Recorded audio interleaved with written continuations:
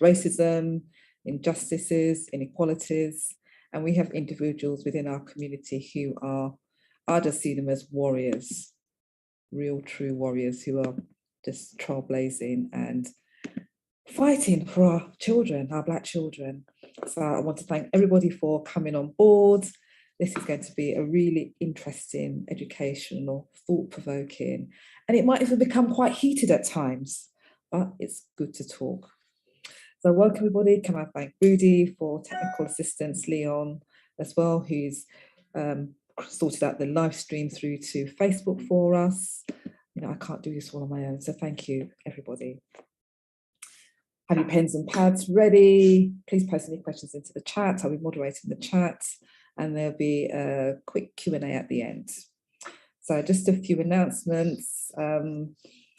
Queen's Walking Group, we have got a couple of events coming up. Easter Markets, one in Beckenham, that's going to go into the chat, and one in Venue 28. All the details will go into the chat. What else? We've been doing loads of things. And we've done loads of different Zooms over the, oh goodness, nearly 18 months now. We've Zoomed about hair, we've Zoomed about menopause, we've Zoomed about a number of topics. So we just kind of mix it up all the time. So on this week's session, we will touch on the following areas: aims to inspire, share, learn and connect to what are some of the most influential individuals and organisations within our BAME young people in the UK Black community. We will seek to explore a number of different areas. What are the advantages of our young people engaging in a mentoring service? How can we support our young people who are experiencing trauma? Why is more of our young people wanting to work for themselves, and is that realistic? So there's going to be a number of issues, topics that we're going to discuss that will come under the realm of education. We've got some events coming up. We're going to be talking about what it's like to work in the fashion industry and Black models, experiences. We've got a women's empowerment Zoom session coming up with a Zoom board, with a vision board. So we have loads of amazing Queen Zoom sessions coming up. If you want to hear about future Queen's Walking Group, exciting Zooms, please follow us on Eventbrite. We also have our YouTube channel, which is Queen's 2020 Lockdown Series. This event is being recorded straight through to Zoom, straight through to YouTube, and it's also on our Facebook page, which is We Love Health and Wellbeing. We have an Instagram page, Queens and Rudy J Media. You can check out information there, especially about the markets. We also have a newsletter, and I think the link will also go into the chat. So let's get into today's session. We have Dr. Nick, is a leading tutor and motivational coach. Dr. Nick started his career as a school teacher, followed by becoming a university lecturer, but now he uses his skills, knowledge and expertise to tutor and mentor children and young people to improve in school, pass their exams with outstanding grades and achieve their full potential. With over 20 years of experience, Dr. Nick is a highly sought after professional who has successfully tutored and mentored thousands of children and parents across the globe. Dr. Nick, are you on the platform? Thank you. Thank you very much. Hey, everyone. Good evening again. Right. So for me, this evening, I'll be talking about gifted and talented. And as the name suggests, we have many gifted and talented young people among us. Most of our children are actually gifted and talented, if not all of them. However, the school system doesn't always push that through.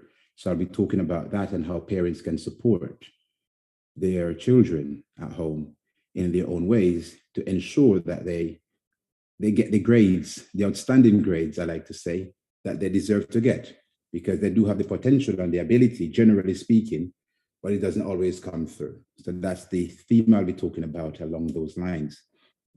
And I'll be, I do this talk a few times before, so I'm not going to put up a slide or anything, like many slides, but I do have something I want to share as well as we go along, okay?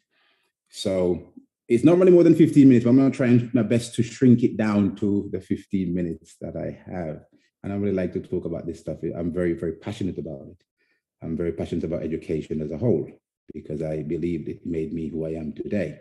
If it wasn't for education, I wouldn't be person I am today. So I believe that every young person should get the opportunity to do well in school. I do believe in that. And then they can go off and do whatever else they want to do. But it's a good start. So the question is, why are so many of our young people who are gifted and talented, but still they're not getting the grades at the end of the day? Because if you look at the statistics in GCSE, for example, the number of passes are very low. We don't get high passes, and we are not getting a lot of passes. So we're talking about getting, like, say, 5 or 6 subjects or more. It's very low. And we're not getting the grades, like we're not getting the B's and the A's and the A stars and the A stars, as you know. So the grades are low, and there's a lot of issues around our young people not getting their full potential, even though they have the potential. Because time and time again, studies show, and we know the research, and we know the whole, going back for years now, that the potential is there. But there are some things within the system that's not allowing the potential to come through. And I think that's where we need to kind of focus our energy. What can we do as individuals within our homes to ensure that our children are getting the best out of the education system that they're in? Or what can we do from our end? So I'm more talking from the parenting end, so to speak. I think Sheila will be talking about more from the school end, if you like, but I'm more talking about from the parenting and what you can do as a parent. All right, so just to show you one, I don't know if I can I screen share? I have access to your screen sharing? Yes, you can. Okay, all right, cool. So I've got one thing that I'm just gonna share, just find it. And I'll be starting with this if you like. Right. All right, so can you see my screen? Are you seeing my screen? Let me know. Should be coming up. It's Dr. Nick has started sharing his screen. Okay, so it's blank at the moment. Are you showing it on? Is it showing on your screen? I'm sharing my screen, but I don't know if it's what you're seeing from your end. Like I say, see blank. Unshare and then share again to see if it will pop back up, please. Okay, well, let me stop sharing. Yeah. And let me start again. All right, can you see if the document says GCSE data sheet? Correct. Yep, we've got it. Okay, brilliant. Right, so this, for example, here is the data I recently collected from a young man in year 11. And he went through primary school as gifted and talented. And as you can see for yourself, this was a live case. So he came to my office, just to let you know, I run a tuition business, I'm a tutor. So he came down to the tuition center with his mom, and we did a consultation session. And from the consultation, this was you can see for yourself, this was the result. So we're looking at the sets he's in for different subjects, and we're looking at especially the core subjects, which are English, math, and science. Those are the main subjects they have to do in school. They're compulsory for everyone. And as you can see, his sets. So if we just look at math for a moment, you'll see that he's in set 2 of 4. So that's kind of in the middle somewhere there. And set 2 is not bad out of 4. And you look at his grade, his current grade, he's a 4 minus. That means a very low 4. So as you might know, in the GCSE scheme of things, a 4 is like a low C. So it's a kind of a scrape in a pass, if you like, all right? And then his target grade is a 3. So he's given a target that when he finishes school, finishes GCSE, he should end up with a 3. Now, a 3 is obviously a fail, but that's his target nonetheless. So he's working like crazy, working towards his target, but he still obviously will fail the subject. So the target is almost kind of a failing target, if that makes sense. So a child who's coming through from the primary system as a gifted and talented child and then end up in year 11 in this situation, I find that very depressing. If you look further along, you see that he's doing foundation. If you're doing foundation, as you might know, the best grade you can get is a grade 5. So you cannot get better than a grade 5. Grade 5 is like a high C. So grade 5 is still within the C band, if you like, because grade 6 is a B and grade 7 is an A. So even though it doesn't matter how hard this young man tries, he will not get more than a 5 at best. So you can always see that there's already a glass ceiling there. And if you look along English and science is even worse, as you can see. If you look at science, he's in 4 or 4. English, same thing, 4 or 4. So it's in the bottom sets there for English and science. And the grades, as you can see, they are very low as well. His target grade in science is a grade 2+. So that's a high 2. In the GCSE result, you're not going to get a 3- or a 2+. You get a 2 or a 3, just a round, a whole number. There's no plus or minus to it. The school will add these things to show the parents and the children, like, the chance of getting that 2. So it's a high chance of getting the 2 because a 2+. Whereas the 3- is obviously a low 3, so it's a slim chance of getting a 3. So you can see for yourself. So coming through the system as gifted and talented and ended up in year 11, which is only a few weeks before the exam now. We're talking about, 8 weeks ago? And this is what you kind of getting on your scorecard. This is pretty depressing. It's low, right? So this whole idea about gifted and talented, it's there. It's always built up in the primary school, but when they go off to secondary school, it's a lot of problems. Normally, when children start to fail, they start to fall down. And we need to pick this up very early as parents and teachers and tutors and community, pick it up very early so we can ensure that these young people are maximizing their potential. Because looking at this card here, for example, Mom took this young man to me this is about 3-4 weeks ago. So you can see that there's not much time to do much. Yeah, because you're going to sit the exams in a total of 3 months at max when she came to me. And what can we do in 3 months to move these grades? It's a lot of things. If she came to me 2 years ago or so, it would be maybe a different ball game. Okay, so just to show you that the whole idea about gifted and talented, we need to be really proactive as parents, as community, as tutors, and as teachers. And I know there are some fantastic teachers out there doing a great job, and I commend them.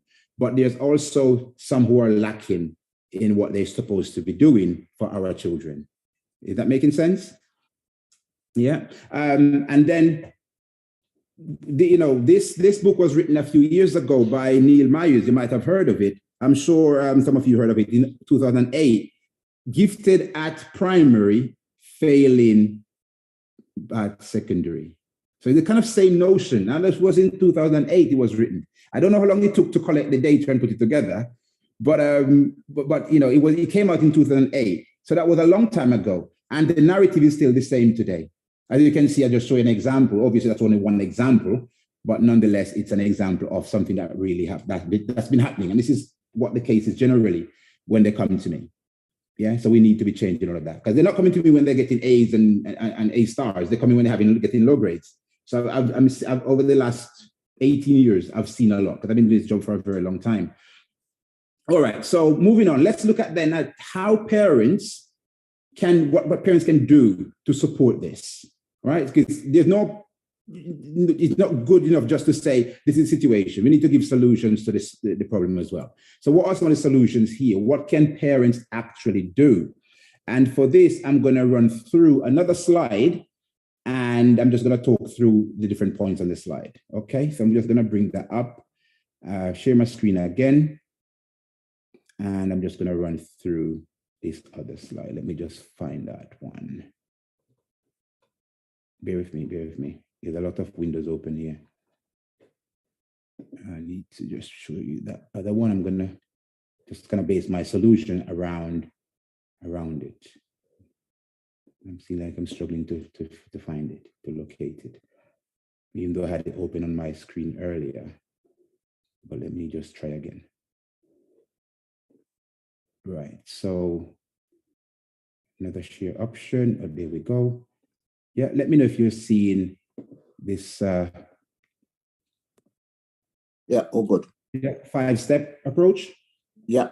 Okay, brilliant. So this is one thing that parents can do to kind of help the situation. All right, I call this 5-step approach to outstanding grades in school. Because in the end, if a child is gifted and talented, and whether or not the school says they are gifted and talented, we know our children are gifted and talented. We don't need anybody to tell us that. We don't need a label to say, hey, you're gifted and talented. Literally, all our children are powerful. They're powerful young people. They are gifted, they are talented. They have talent, obviously. And they have gifts. We all do, right? Even I have gifts. So let's look at what parents can do. So some of the problems here are sometimes a disconnect. When children are younger, it's kind of, for them, it's easier to kind of just absorb the learning. There's no questions asked because they're more susceptible to learning. As they get a bit older, in teenage years and so on, especially around the teenage years, then they become a little bit more aware of life and they want to find out what's going on. They want to ask more questions. And it's natural. They should be doing that anyway, isn't it? It would be a shame if they weren't asking questions. So they're in their minds, and some of this is subconscious. They're not really consciously asking the questions. If you kind of study the psychology of this, they're not really asking the questions out loud. It's subconscious.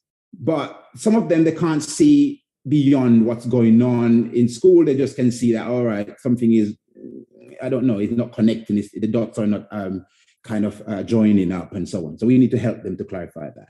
So what we need to do is to get them to understand the reality of their situation. And when I say that, I mean in the grand scheme of things. So in the education system, for example, from a grade 9, being an A star to a grade 1, which is obviously a really low failing grade, where are you sitting? So we need to get them that reality. So for example, the first slide I showed you with that, with the grades on there, that's the reality check for that young man. You need to know where you are. And the school reports as well can show that. So parents need to pay attention to school reports because they can show you that. Make sure you go to parent evenings so you can pick up and help your child to understand the reality of the situation. Again, don't take everything that the school tell you as gospel truth, like it's all true. You have to obviously pick sense from nonsense, as they would say. So go in with your eyes open and ask questions, right? But also the person to really question more is your child. Some parents I know don't question the children, but you need to be questioning your child, because that's how you're going to get what's going on. When I sit with them in a consultation for an hour or 45 minutes or whatever, I get so much from them because I'm asking them questions and they're giving the responses. I don't know what grades they get in. I don't know what set they're in. Sometimes parents don't know these things either. And I'm like, oh, it's your child. You have this child with you for the last 15 years and you don't know what set they're in school. Now, you need to know that, right? Sometimes the children don't even know what grade they're working at. You have to give them a say, go to school. When you go to school tomorrow, find this out for me and then drop me a text or an email or whatever. Mom, could you just get that over to me, please? Because they don't know. So they need to know the reality because some of them are literally blind to what's going on. They feel that they're doing well when they're not doing well. It's like somebody who lies and don't know they're lying. so that's quite scary. So they need to know the reality. All right. I'm going to be quick through these because I know that I don't have much time because time is against me. Right. The next step is relevance. Our young people need to know the relevance of why they're actually going to school. A lot of them, if you ask them, and you can go and do this for yourself, I've done many years at a lecture in education studies. So I've spoken to a lot of young people. I did my own research and stuff. And a lot of them have no idea why they're going to school. You ask them what's the purpose of school, they tell you that, you get answers like, oh, so that mom can go to work. so it's almost like a babysitting institute. It's not there for the purpose that we know it's there for, which is educate them for the future. So we need to get them to understand the relevance. The easiest way for this to happen is to help your child set goals for their future. When you have goals and a vision for your life and what you want to achieve and so on, then you can start to do the things that you need to do to achieve it. So you're going to connect the dots, if you like, right? If they don't know what they're aiming to achieve in life, and again, for example, the young man's card I showed you, he doesn't know what he wants to do. So he's age 15, going on to 16, and he has no clue what he wants to do. Everything I ask him, okay, what do you want to do after school? You want to go to college? I don't know. You want to go to sixth form? I don't know. You want to go to university? I don't know. You want to be a pilot? I don't know. You want to be a carpenter? I don't know. He has no clue what he wants to do with himself. So therefore, nothing makes sense to him. So there's no relevance to the school because there's no connection. So we need to help them to formulate goals. And this is the job of us as parents, I think, to sit with our children around the table, get them off the gadgets, get them off the games, get them off social media, get them to talk to us. Ask them, what do you want to do in the future? Help them to kind of think through. It might not be precise, but give them some form of ideas. All they want now is some ideas that they can work from. Yeah, hope that's making sense. I will move on quickly because I don't want to spend too much on each point. I could talk about these points forever, but help your child set goals so they can get the relevance. So if you set goals and you know that you need to get 5 GCSEs to achieve this goal, then more likely you're going to do it. You want to, learn because obviously the goals will connect you to your learning. Yes, some children they do need that. Right. Next one, resources. Again, if you were to read around the literature on like books at home, reading books and so on, you'll find that there is a huge percentage of homes without even a reading book. Now, if you want your child to do well in school, it doesn't matter how much gifts and talents they have. If they don't have the resources at home to support them, to the textbooks to study, the reading books to read, they are not going to make their full potential. So we need to ensure our children have the right resources at home. I've spoken to so many children over the years, hundreds, and you ask them, okay, so exams coming up, give me an idea what you studied from, or what you studied in, what your revision program looked like. And they will tell you that, oh, I'm studying from my books, my exercise books. And you say, okay, what exercise book look like? Let me see what's going on with the exercise book. And you will get an exercise book with this much information in there. and that's what they're studying from. Yeah. So if you're studying from that for a test, now be honest with yourself, how well you're going to do versus a child who is coming up with big old textbooks, read it and answering questions and doing things. Who's going to do better? It doesn't matter how much gifts and talents you have, this guy will do better than you. Yes? So we need to make sure our children have the right resources at home, get them the right books. I spoke to so many of them, they don't have a compass at home. I don't have a protractor, a dictionary. What's going on? They need these things in order to do well in school. All right? Hopefully that's helping. Hope this is helping. And if you're not doing these, and I'm assuming that those people who are here will be doing these anyway, otherwise you wouldn't turn up for a forum like this. Yes, but maybe you need to pass the word on to those who are not yet doing it, because we need to work as a community so that we can all benefit. Because if we are doing well as a collective, each individual becomes stronger. So we need to work together. So we need to spread the word. Right, 2 more points to go. And next one is support. And this support really comes down to parental involvement. Sometimes the parents are not as involved as they should in their children's education, because the general complaint I get is, I don't have time because of work and so on and so forth. Now, let's be honest. If you don't make the time to do it, who's going to do it for you? Yeah, I'm a tutor. I work within the community and I support a lot of parents, a lot of families. So, yes, and I'm doing my best there. But at the same time, parents need to be involved, because I can't go to school to speak on your child's behalf, for example. No one can do it. You know, we need you as parents to be working with your children to know what's going on within the school system with them and how much work they're doing. Check their books. You know, when they get tests, know what test results they're getting, etc., etc. These are questions we must be asking our young people constantly, because we're going to stay on top of them and let them feel that we are supporting them. If you can't do the maths yourself, or do the English work yourself, or do the science yourself, or help with the homework, get them external support, get them tutors, get them mentors, get them somebody who can help to create that support system. Because without a support system, they will not achieve their full potential. Michael Jordan would not be Michael Jordan. He wouldn't be the great basketball that we know if he didn't have the right mentors and coaches to guide him. Okay? All right, I'm going to stop on that one and then move on to the final one, which is accountability. I could say a lot more about these, but I'm only giving 15 minutes, not 15 hours on this occasion. So accountability, very, very important. Sometimes we know what our children need to be doing. We say to them they need to do it, but we don't hold them accountable. So if they do it, it's one, and if they don't do it, it's the other. We need to ensure that they do what we ask them to do. So don't go and say to your child, go on the internet and do some homework, or go on the internet and do some revision. That's too vague. That's not good enough. You need to say, pick up your book, do page 10, and when you finish page 10, bring it to me. So that's direct, and you can hold them accountable. Have they done page 10 or not? You can monitor it. You can see what's going on. If it's just like a situation where they get homework from school, if they do, because most schools don't have homework anymore, it's a non-homework policy. If they do get homework from school, for instance, I won't talk much about the schools because I know Sheila, our colleague, is going to be talking about that. But in terms of if they get homework from school and it's not done, just ask them. And if they said, yes, I've done it, they'll say, yeah, I've done it.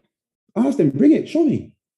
Take 2 minutes, have a look at it and say, yes, it's done. You can confirm within yourself as a parent that, yes, the homework has been done, or no, the homework has not been done. For my students I work with, the ones who come into my center physically, every piece of work that they do, we know Everything they do, every single question, we know. We know if they get it right. We know if they get it wrong. We know if they understand it. We know if they don't understand it. The ones that work online, same thing. Because every piece of work they do, they have to send it over to me because I want to see it. Have you done your homework? Yes, sir. Okay, please send it to me. Thank you. Have you done your homework? Yes, sir. Please open your book and show me. I have to see everything. In my eyes, seeing is believing. So it's not that we don't trust them, but we have to hold them accountable, let them know that we are standing there and we want to see that they are doing what they're supposed to do. We're not leaving anything to chance because they are children. They're young people. We were young people once, and we know what young people are capable of when it comes to responsibility. We don't always take them very seriously, right? So as parents, as a community, as tutors, as support groups, we need to ensure that our children who are gifted and talented young people, that they are mastering their success, and they need our help, they need our support. So that's the end of my 5-step approach, and I think that's the end of my time. Thank you very much. Any questions? Gallop through that, but thank you very much, Dr. Nick. You're welcome. And I love the approach that you've got there, the outstanding grades in school. The 5-step approach, really, really interesting way to. Is this how you actually work through, with the parents, with the children? Yes. So we work through all of these in terms of the mentoring side of it, because before they start their tuition with me, they have to do a consultation, like a mentoring session. I call it consultation, but that are mentoring. And then as they go through their tuition with me as well, they get monthly mentoring sessions on top. So the mentoring is about the success. Because it doesn't matter how much math and English you know, if you don't have the right mindset for success, you will never account to anything. Everything is in the mind. So it's the mindset that we work on. That's where the magic happens. Mm-hmm. If you get the right mindset, I don't have to worry about your math. You're going to sort it out yourself. But if you have the wrong mindset, it doesn't matter how much math I teach you, I'm wasting my time. So this is the first approach. When they come to me, we work through, and that the first graph I showed, the first table I showed you, that one there, we use this to collect all the data, plus we contact this, if they don't have their school report, then we also get those from the school as well. To ensure that because we need the data, because we need the reality of what's going on. And sometimes they don't know, believe it or not. You have kids students in year 11, year 10, and they have no idea what they're doing in school, where they are. Wow. So it's quite shocking. So that's how I operate. That's how I work, and we get results. That's good. So is it mainly secondary, or do you have a lot of children from primary school? We do primary. So I have children from age 4 in the center, in the physical space. We don't take them online at that age, but we have children from age 4 in the center, and we prepare students for SATs, which is the year 6 exams. We prepare them for 11 plus, and that's something that we need as a community to push our children into as well in the grammar schools, because we are not utilizing that system, and it's there and it's very good. It's very important. So we prepare students for grammar schools, for GCSE, for A levels. So we do the whole range. So any year group they're in, we support them. That's fantastic. We don't normally take questions, but I know that you're going to be rushing off in a bit. So V White, if you'd like to, I'll lower your hand. If you'd like to come on and quickly ask a question, you could have your camera on, because we don't like talking to a black screen. Did you still want to ask a question, V White? You're on mute, I think. Can you hear me now? Yes, yes, I can hear you. Hello, I literally just came on a few minutes ago and just listening to your wonderful presentation. Just quickly, just wanted to ask, because the school, I've got 3 children. My youngest, they're not as young as probably the children that you teach. I've got one 18 and the oldest one being 29, and they range from being in doctor down to accountant to construction worker. What do we do with the children who are very more creative than academic? Because I think, over the last hundreds and hundreds of years, a lot of things in the system has changed, but what we're not catering for is the children that are creative. And I have three very different children when they was at school that they learned and studied very different. I had my boy who, if you told him to do homework, he'd rather just do anything else. He would cry, and it was very difficult to actually get him to do homework. And you know, and knowing that my generation, where we was a yes and no, and this generation is very challenging, and you know, to get the best out of them, then you have to, as a parent, understand your child and the way they learn. Like my eldest learned visually. The middle one, she was very focused and very, you know, she had a standard and she had to know every single thing and email the teachers. And my son was like, oh, do I have to? So how do we, like, you know, can actually encourage parents for the creative ones who really isn't academic? Okay. Dr. Nick. Very good question. I've had students who have gone on to become professional footballers, right? I've had students who've gone on to play for Premier League teams who have supported. And this is always the question, because they don't normally do very well in school. Yeah, because they have some other ideas or passion about what they want to do. The great thing about these young people, they know what they want to do, and they know from early. Yeah. So as a parent, if you know what your child wants to do, I spoke with a lady, her son is in year 8, and I spoke with her about 3 months ago, and the situation was very similar. Her son is in year 8. He's very passionate about football, but he's doing very poorly in school, she says. So she wants to kind of know, how do we support him?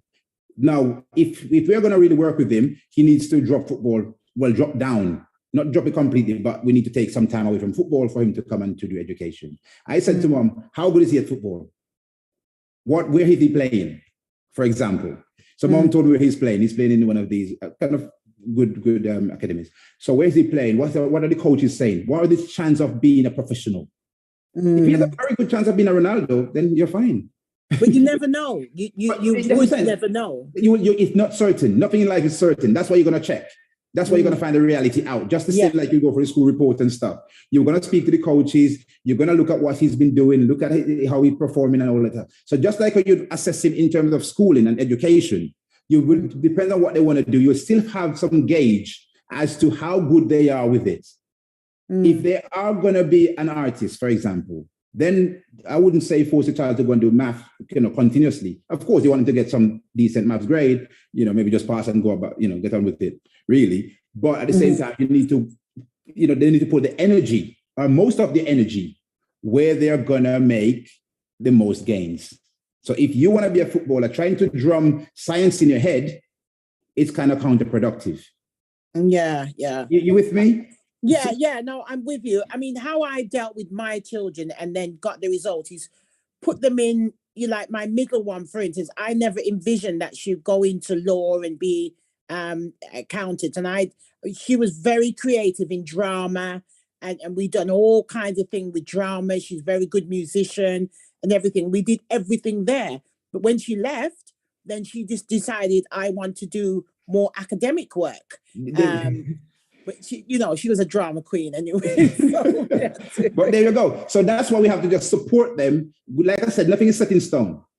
You and I will change our mind every day about what we want to do anyway. We always do that.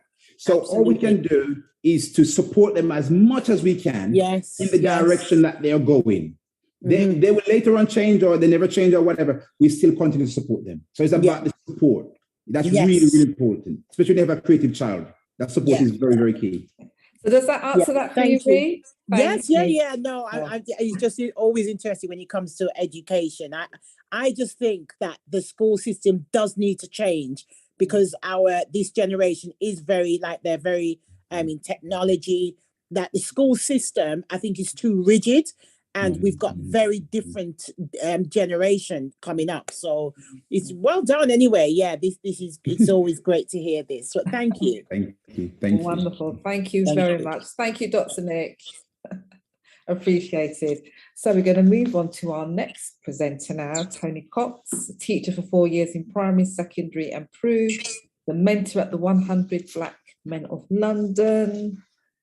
podcast host, social media activist.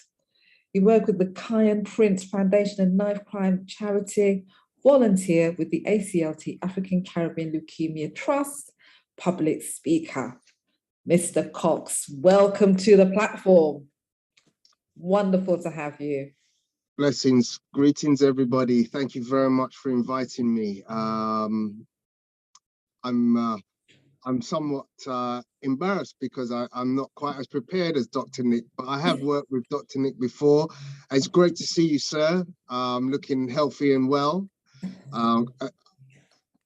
And it's great that we've heard the wonderful stories of your fantastic work in the community with our children. When I was asked to come and be a part of this forum, I was really not sure exactly what I was going to speak on, and I was given free rein. So essentially, I was mulling with many ideas in my head. I spent I spent a lot of my time talking about education on the 100 Black Men of London live education talks, which used to happen every other Friday. We're on a little sabbatical at the moment, and we covered a range of subjects, of which at one point we were talking about mentoring, and the lovely Dr. Nick was joined me on that particular panel, and we had a great conversation. But what I thought I would try and jump into was racism in education. Oh gosh. Because it's rearing its ugly head again, and it will continue to do so. I have been myself quite touched. I've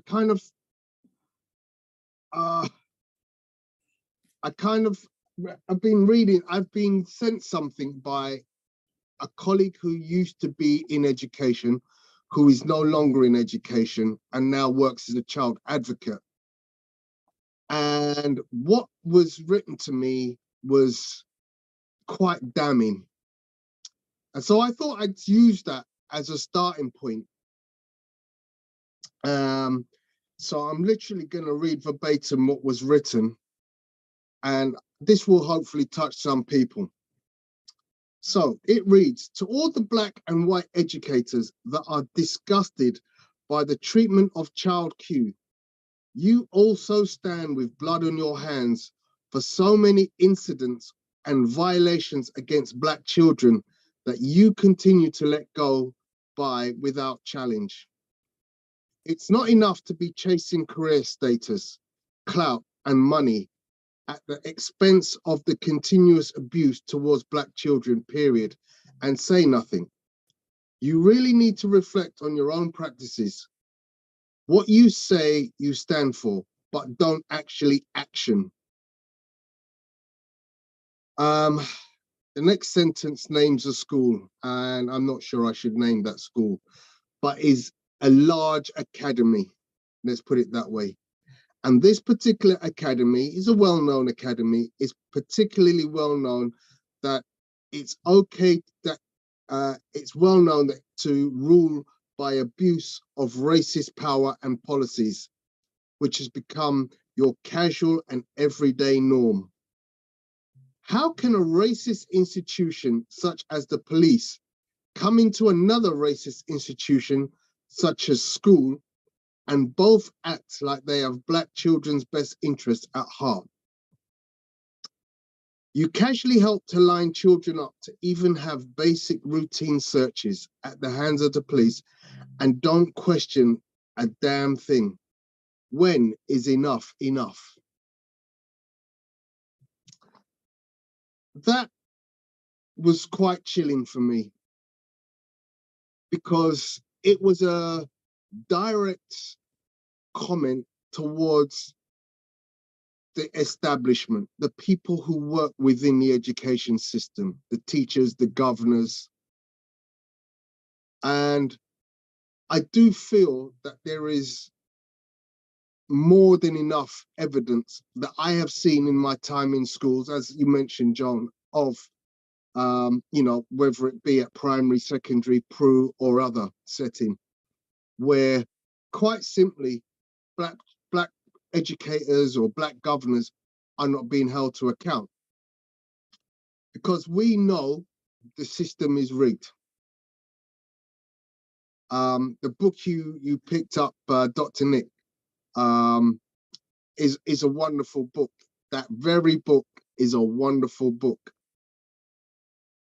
And there are many like it where you can read and digest. You know, if one needs to get more clarification about racism in school, you just need to do a Google search and you'll come across various articles. But I kind of want to allude to a couple of things that have come up of late. One of the things that you may wish to draw reference from is the Taylor Report, which is a report that was written in, was it 2007? And the Lamy Report, which is 2017.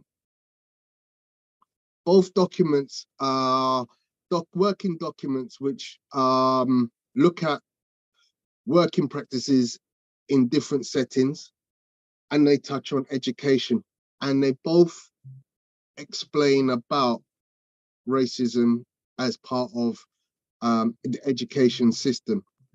And we've seen things shift and move, but nothing has really happened that has impacted education significantly to allow us to be confident that racism is being addressed in education.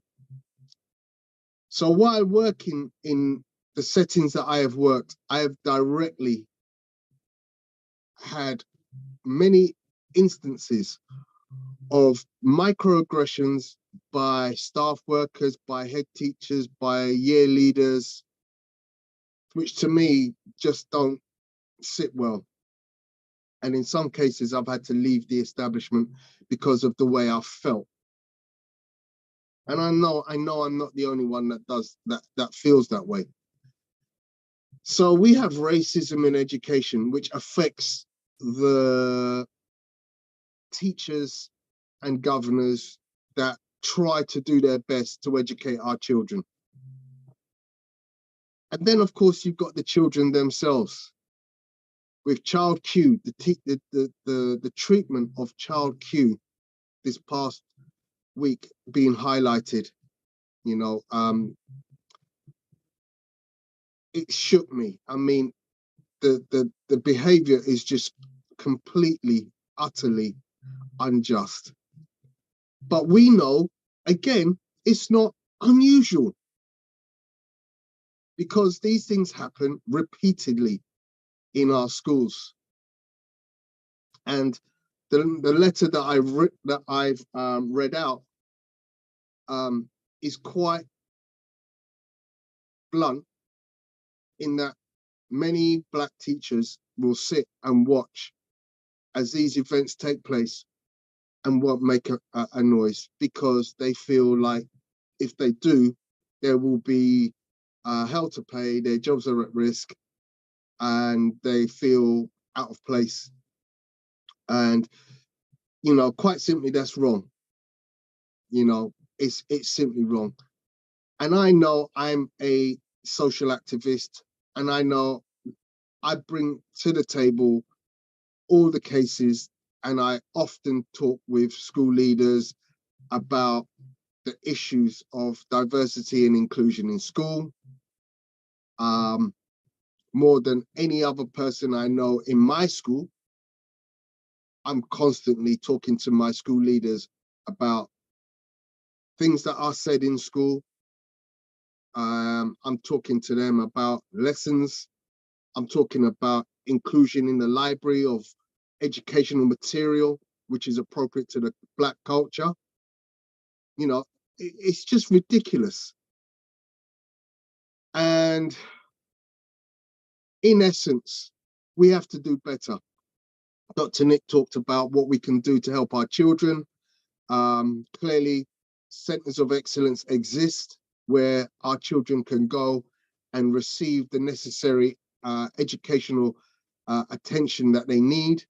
They can also join supplementary Saturday schools or supplementary Sunday schools, after school clubs where they can receive additional assistance.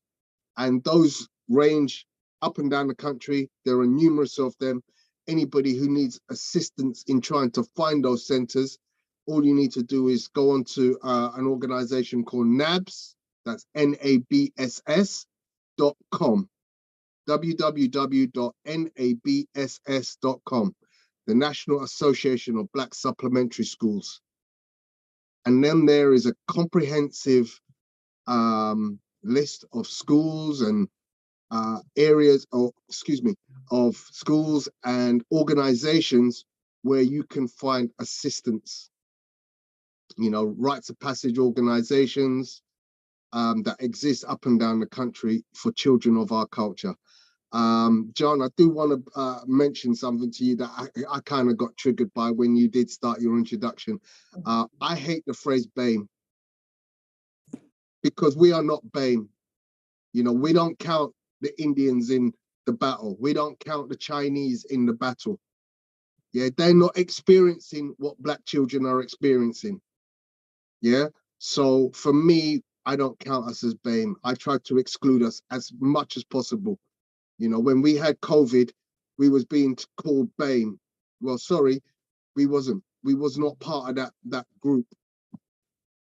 But yeah, in terms of racism in school, it's just a multifaceted battle that Black teachers face in terms of trying to include a more rounded Black curriculum for our children to learn from.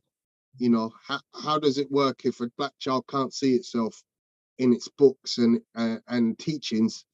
How does it aspire to be anything other than the dregs of society? So our schools have to be made to be accountable and make sure that, you know, we do what we need to do to ensure that they provide good rounded education. And where they're not doing that, then clearly we need to be signposting our children to alternative provisions. I'm going to kind of leave it there because I think, you know, oh, the other thing I did want to mention is the treatment of our children is due to get worse. Yeah, because we're about to see in August of 2022 the introduction of what is called a secure school. For those of you who don't know, secure schools are like prisons with a school. So at the moment we have secure children's homes where children can go after school. And we've got secure training centers. Okay, those institutions exist for children who have got behavioral difficulties, who are unsafe on the streets where they live, are disruptive to children in their own schools to the point that they've been excluded. But that's going to take another step. That's going to take another step in August when we will be seeing the introduction of secure schools, a government mandated project. Again, this information is all available on government.co.uk, gov.co.uk. The white papers are all there for everybody to see. And I think it's very important that we as a culture get our heads around understandings when these things are coming into play, because it's going to be our children are going to be in these establishments. And let me explain that again. These will be prisons with education. Yeah, simple as. The warning is there. We need to get our heads around the problem of racism in school. It was only Tony, can I just quickly ask you, so I just understand I mean, you've got like, you know, you've got the PRUs. Yeah. Where they have, so to my understanding, these normally children who've got like behavioural problems and they've got, you know, the actual mainstream school can't deal with them, so they go into a PRU. Yeah. So this will be so are Prue's going, or is this in addition? It's going to be in addition. Right. Yeah. So what you'll see is the reduction of STCs, secure training centres, and they'll be turning STCs into secure schools. Sorry, STCs? What was that? Secure training centres. Yes. Oh, okay. Right. Wow. So is this being challenged, or is it because people just don't know about it? It's in place. It's already, the wheels of motion are done. It's fixed. We know the first secure school will be opening in Kent and as I said, in August 2022. Wow. And it's a bit like I saw a comment just pop up that said, can I mention again the Saturday schools and provisions place? That's NABS, NABSS.com. Yeah, Dr. Nick O'Neill's put it into the chat already. He's put the link into the chat, and Lisa was asking, can I have info about rites of passage also, please? So rites of passage organizations like Manhood Academy, 100 Black Men, Westside Young Leaders Academy, which is now expanded into Lewisham Young Leaders Academy.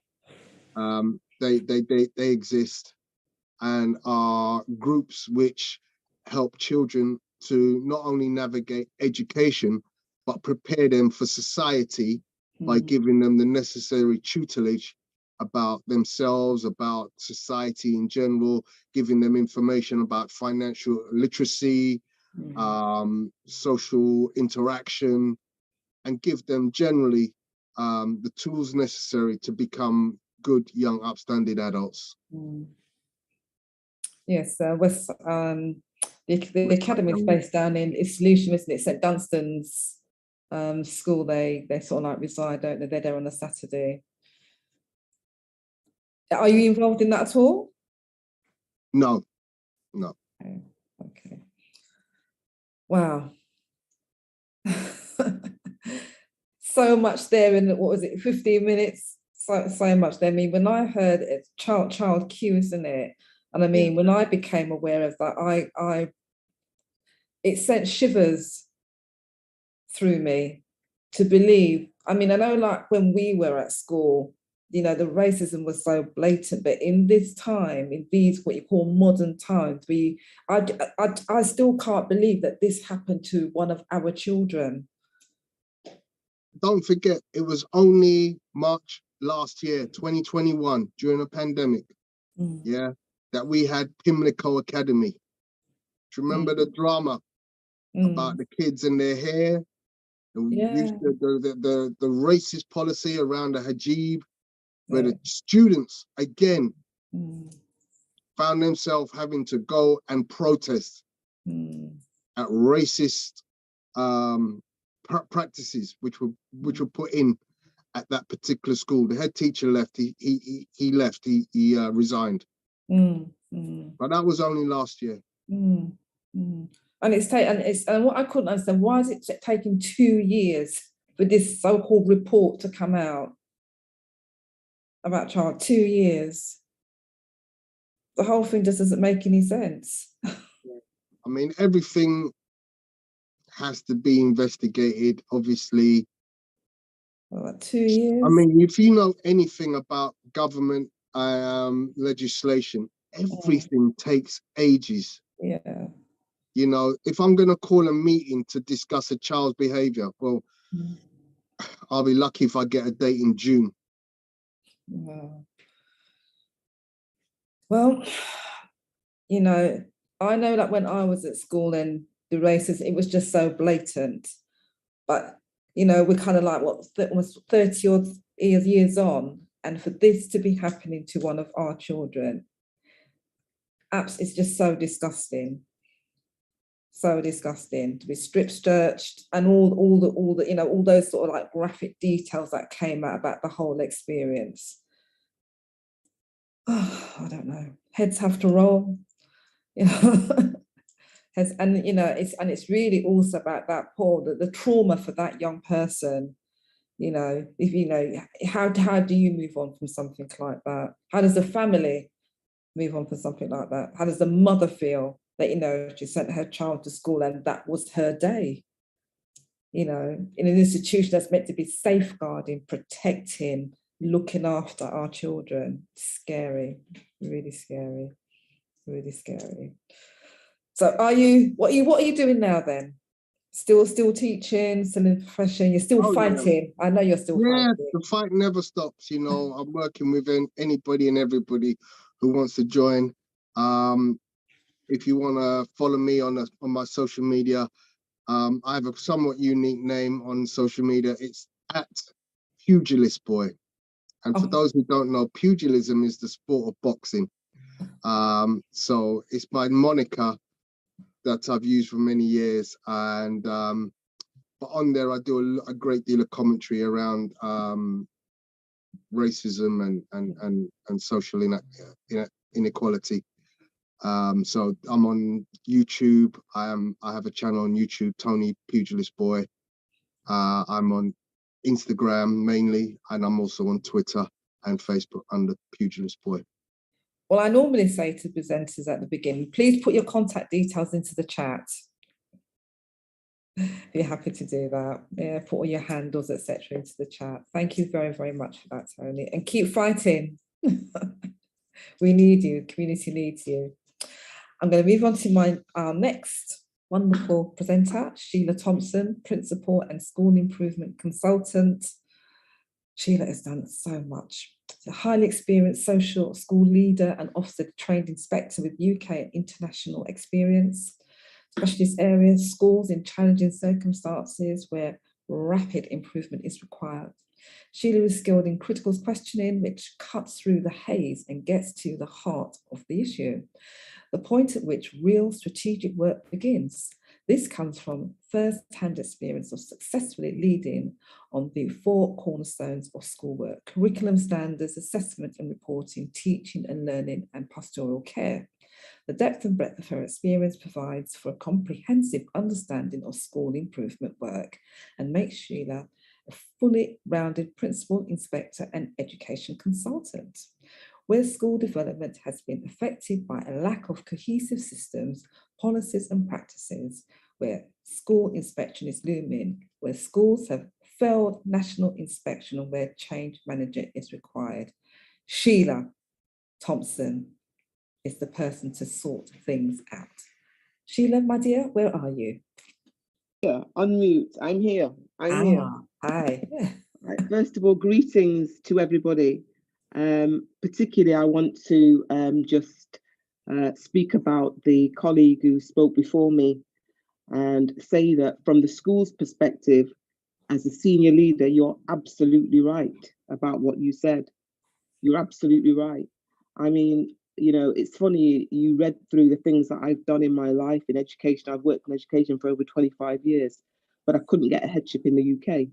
I had to go abroad. I worked in the Middle East for 4 years, and I was a principal in Qatar. The most senior role I got to in the UK was a vice principal.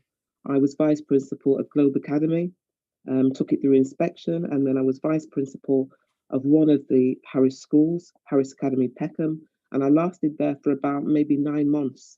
I lasted in that position because I was not prepared to do what they wanted me to do, or turn a blind eye to what was going on with our children and our staff. So that's really where I'm coming from. He's absolutely right. You know, teachers like me, senior leaders like me, are not promoted. We don't get headship because the panel who are selecting heads want to maintain a status quo. They want to be able to deal with our children in a particular way, like a factory, some of these academies. And if you speak against that, there is no way that you are going through that glass ceiling. Absolutely no way. So what he said was true. I've seen it, I've experienced it. I've been in positions where I've been expected to take a Black colleague down on dubious evidence, and refused to do it. So I know exactly, I've been in those situations. I've worked with Black colleagues like that, and black is not the same black. Black and black is not always the same black. When I first went into teaching, I was one of few. I started off at Haberdasher Asks. I was one of 3 Black teachers in the entire school. I think the staff was about 200, and there were a large proportion of Black children in that school. And you know, I've seen many things, many things in my profession. I would be scared to work as a senior leader in the UK now, for what I have seen, how they deal and handle our children. And you know, it's about how do we change those things? How do we get access to those spaces to be able to be the decision makers who put the right people in place? That comes down to getting on active in terms of becoming a governor in the school. And you know, sometimes it's only particular type of people who put themselves forward, and those particular type of people who put themselves forward and maybe professional, they're doing it to maybe enhance their resume or whatever. So those are the type of people who are going into those decision-making roles. And it needs to be the hairdresser, it needs to be the bus driver, it needs to be the cabman. They need to be the people who are putting themselves forward as decision makers, as governors in their children's school, because that's the only way that change can happen. I think I've maybe done 10 minutes, and I wasn't even meant to talk about this. So I can talk about what I was meant to talk about. That's fine, yeah. But it was just so poignant what I've heard, because you know, the staff that you're talking about, the senior leaders you're talking about, the head of department, the head of year, the head of the assistant head. I've been the vice principal. I've been the vice principal and been up against wicked situations and refused to hold my silence, because my motto is, I've got 2 children. I've got 2 boys. And I always say that when I go to school, I do the best for those children that I deal with, because somebody else is looking after my children. And if I'm giving my best and you're not giving your best, you're going to have to answer me when I come to you, because I'm giving my best to other people's children. So, you know, I say my yardstick, if it's not good enough for mine, it's not good enough for the people's. And that's the approach that I've always taken in my work. It's terrible out there. It's terrible out there. And the thing is, when I came back from the UK, I did some supply work, and I went into some proofs. Oh my God, have mercy. You know, parents have no idea that how their children got into that situation. Children who don't deserve to be there, right? And no teaching and learning is going on in there. They're not even employing qualified teachers. It's like a madness in there. And you try to speak, what I did in that instance is that I spoke to parents, and I set up like an email, and I said to them, I think there's somebody who can help you write letters, write to them. And from that email, I wrote the letters for them to go to the LEA to say how they want the children to come out of the school. So a lot of things are going on in there, and there are Black gatekeepers who need to come down. There are Black gatekeepers who need to come down, who are allowing this house of cards to stand, as the previous person said. You know, thinking about the careers and the jobs and the this and that. I'm thinking about, who's my child going to date? You know, what kind of a person? My child's going to be with a Black person, hopefully. You know, where are they coming from? So I have to put good in, so that good comes back to me and mine. And there are not enough people the people who feel like me. And there are people. One of my friends is a head teacher who's just been basically ousted out of her school. Right? And I know other Black heads, other Black senior leaders in the same position as me. Like, you know, it's disgraceful, man. And then Tony Sewell has got the audacity to turn around and say there's no institutional racism. I started a campaign to try, one of the people, the petition to oust that report. Because, you know, it's terrible. And you say it's getting worse. It is getting worse because when we were younger, racism was in your face, right? So you knew who the enemy was. You knew who the NF were. I'm from Manchester. I know about those things, right? About NF, and you're reading book about Gollywood and you're only black person and all them kind of pressures. But what they did is they turned the thing in. So our kids don't even think that racism exists. I had a conversation with a group of year 11 kids when I did some supply. I did some supply teaching, and one of the kids said to me, "Miss, how did you cope when there was racism in your day?" I thought to myself, what conversations are going on in that child's home for that child to think that racism doesn't exist? Because you're ill prepared to deal with the challenges that are coming. So what conversations are going on inside the house? You know, we talk about these things that are going on in our communities and the institutions. We know that they are racist. Don't be surprised. You know they're racist. Don't get it twisted. That's what they are. So what are you going to do in your yard? So there's some of the rough questions we need to ask ourselves about what we're doing. Because I meant to talk about parents and school relationships which support your child's journey in school. And frequently, the first time we have a conversation with you is when your child's in problem. That can't be right. You need to have the conversation and build a relationship with the person who's looking after your child for the majority of time when you're at work. You can't go with war to that person who's going to be looking after your child. You have to think about how you manage that relationship, how you show them that you are interested in what they're doing. What I used to do is I go through my children's school books, and if the books aren't marked, I write that comment in the book. This book has not been marked in such and such a time. At the start of the term, the teachers have schemes of work that they have to prepare to say what they're going to teach for the term. So I ask for the copy of the schemes of work, so I know what my child's supposed to be doing. Then, when it comes to GCSE, every single specification is with 1 or 2 exam boards.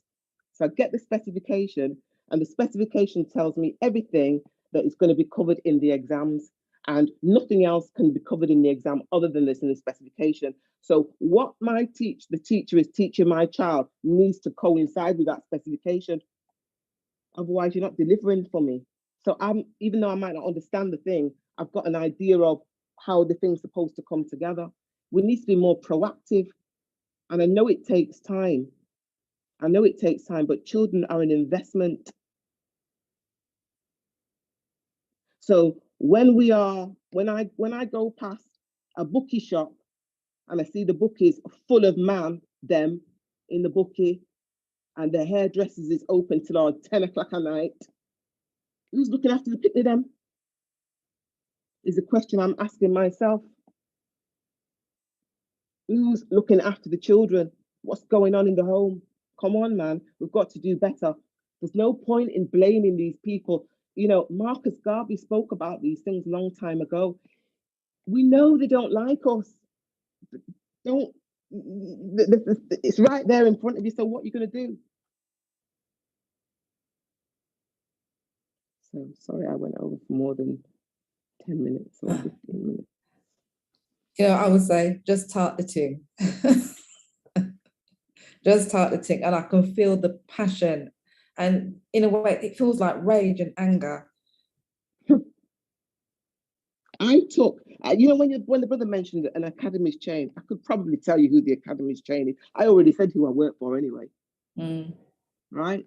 And I know many Black people who went through the mill with those people, all went to industrial tribunal with those people over racism. Right? And Black people came out against you.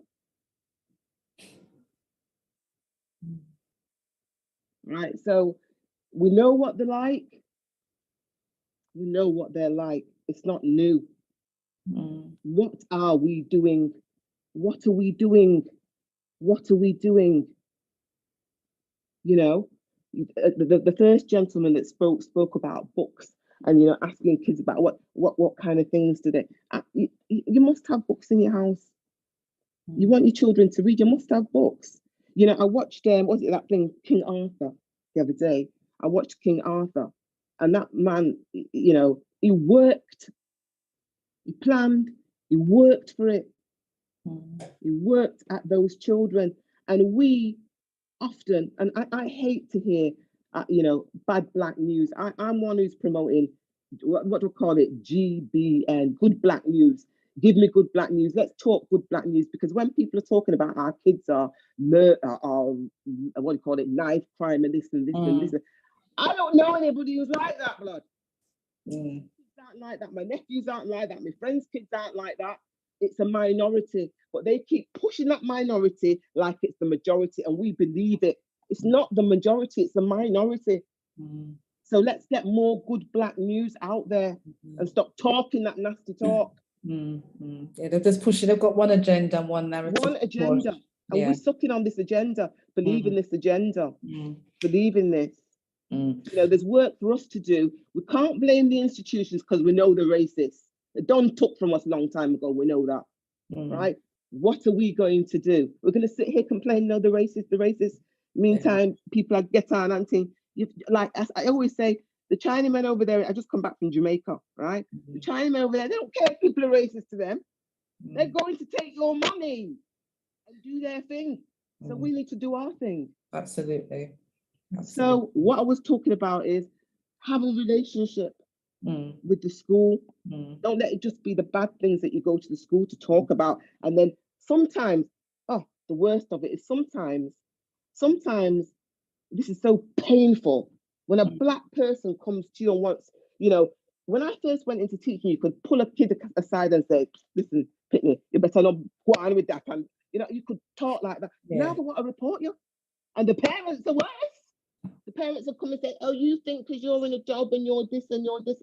It's like, please, you don't know my life. You don't know how hard what I'm dealing with these people in this place.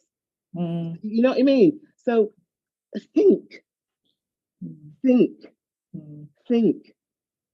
And what's really powerful, it's good to hear about it from a different perspective. Because they actually see you as part of the institution, so they come into attack. Listen, I chose to leave Haberdashers and go to the Kingsdale School when the head brought security in there. Why? Because that's our children I wanted to work with. Because I failed all my exams in schools, not because I was dumb, because nobody was bothered about me. So I made sure that that's nobody's experience who passes through my hand. And as a senior leader, I've been responsible for teaching and learning, for training up teachers. And I say to them, if I'm in a lesson and the kid doesn't get it, I don't go home and say the kid's dumb. I say, what did I do wrong that didn't help that child to access that? I have to break it down in a different way. My subject is business studies. Okay, maybe I need to talk to him about, okay, man goes in the barber. Okay, this is his fixed cost, this is his variable cost, blah, blah. Put it to a scenario that can understand and then get it to the heart of what, you know, the curriculum they've got to learn. So, you know, we're out there and we're trying. Yeah, I know. We're trying. Some of us are on, like, I'm on the fringes of it now. Yeah. I'm on the fringes of it now. I'm leaving it to younger people. And I'm not really liking what I'm seeing. Truly. I'm not really liking what I'm seeing. I'm not liking it at all, because those heads who are getting through are not the ones. They're not the ones. They're not the ones for our kids. They're not the ones. I've got another question. I've got one other quick question. Schemes of work. I didn't even know you could even ask for these things. So you can ask the teachers for the schemes of work? Yeah, because the scheme of work, they have to prepare a scheme of work which says how they're going to, basically you got the 3-year Key Stage 3 curriculum, and you're going to break that down over the 3 years and say how you're going to chunk it out and deliver it each half term. Half term is 6 weeks, and you get the half terms in 6 weeks. Yeah, it's 3. The school has 3. The academic year is 3 full terms, 6 half terms. So for each half term, each subject has got schemes of work. So the schemes of work say what is going to be covered in detail, and you can get that, or you can get an overview of it. You're entitled to it. then you can keep track of what your child's doing as they're going along. Mm. Oh, these headphones are a bit wonky. Yeah, scheme of work. Sheila? Sorry. No. Honestly, I feel for you, you know. And Andy's probably embarrassed if she's here. Not at all. I feel for you. It does feel, the whole thing does feel so painful, but it's because you love our Black children while you do what you do. It's because it's my own, they're my own children. They might marry my children. Well, They might marry my children, do you know what I mean? I want them to be decent. Absolutely, but that's a good way to look at it. Yeah. That's a good way to look at it. Absolutely. You know, and sometimes I meet children like I'll share this story with you. We had this birthday party for my son. My oldest son is 30. And this boy turns up, this man turns to me and said to me, "Miss Thompson."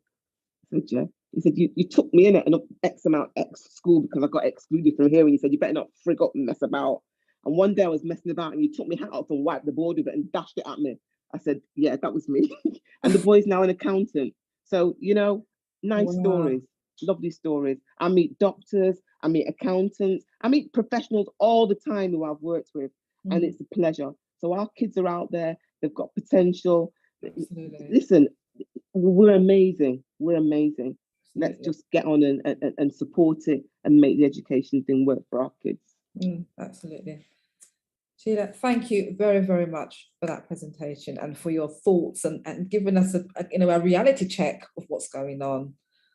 So thank you. I'm going to come back to you in a bit, but I'm just mindful of time. So I'm going to quickly skip on to the next presenter. Mr. Pink, Daniel Pink is our next presenter. So Daniel is responsible for Family Health ICES for Ubuntu Social Living Networks, Loving Life Learning and Community Leadership Program. Daniel has worked across education, mental health, criminal justice, and social services for over 20 years with children and families. Young Daniel, where are you? Are you there on the platform? Yes. Good evening, Joan. Good evening, everybody. Good evening. I'm not going to read your full resume, but I know you're a man of upstanding.